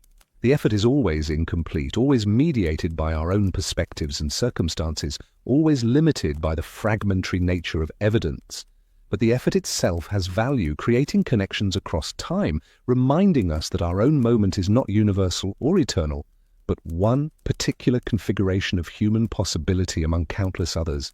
And now, as this journey draws to its close, as the voices of the past fade back into silence and the underground dwellings return to the earth that always surrounded them, let yourself rest. You have traveled far tonight, through cold landscapes and difficult times, through lives lived at the edge of endurance. You have seen how people survived when survival seemed impossible, how they maintained humanity in inhuman conditions, how they continued day after day through winters that seemed endless. You have glimpsed both the hardship of underground existence and the equally real, if different, hardship of elite isolation, have understood something about how social systems create comfort for some through the deprivation of others. These are heavy knowings in their way, but you need not carry them into sleep. Let them settle quietly in your mind, becoming part of your understanding without weighing on your rest. As you lie in your own comfortable space, so much warmer, so much lighter, so much softer than any Zemlyanka, feel gratitude if you can, but feel also the simple peace of being here, now, in this moment that is yours. The past we have explored is finished, its struggles complete, its winters finally ended in the permanent spring of historical distance. The settlers who endured those winters have long since found their rest, their bodies returned to the Siberian earth, their consciousness dispersed into the great silence that waits beyond all living. They are at peace now in a way they rarely were during their difficult lives, and we can honor their memory by accepting the peace available to us. Let your breathing slow, matching the rhythm of accumulating snow, soft, steady, unrushed. Let your body sink into whatever holds it, accepting support the way frozen ground accepted the weight of Zemlyanki roofs. Let your mind release its hold on these stories, these images, these difficult knowings, allowing them to drift away like smoke through carefully designed ventilation channels, dissipating into darkness. The past is far away now, and you are here, safe, warm, carried towards sleep by the simple fact of your own breathing. The rhythm of your breath becomes the rhythm of seasons, turning, winter yielding eventually to spring, cold giving way to warmth, darkness accepting light. But for now, in this moment, there is only the gentle descent into rest, the quiet closing of consciousness, the soft embrace of sleep waiting to receive you. Let yourself go now. The journey is complete. The stories have been told. The underground world has released you back into your own time and place. There is nothing more you need to do, nowhere else you need to go, no effort required except the simple allowing of sleep to come. And it will come, gentle and inevitable as spring, carrying you down into depths more comfortable than any Zemlyanka, into darkness that is restful rather than oppressive, into a silence that heals rather than isolates. Sleep well, traveler. The past is settled, the present is quiet, and tomorrow, that distant tomorrow, will take care of itself. For now there is only this: the soft giving way, the gentle release, the peaceful descent into dreams or dreamless rest, whichever finds you first. The winter is over. Spring has come, not to frozen Siberia, but to you, here, now, in the warmth and safety of your own resting place. Let the last of the cold melt away. Let the darkness become simply the natural darkness of closed eyes rather than the darkness of underground dwelling. Let yourself rest as completely as those long-ago settlers finally rested when their struggles ended, as peacefully as snow settling on quiet ground. Good night. Sleep deeply. The stories will keep until you need them again. And for now, there is only rest and warmth and the gentle letting go of consciousness into the soft embrace of sleep.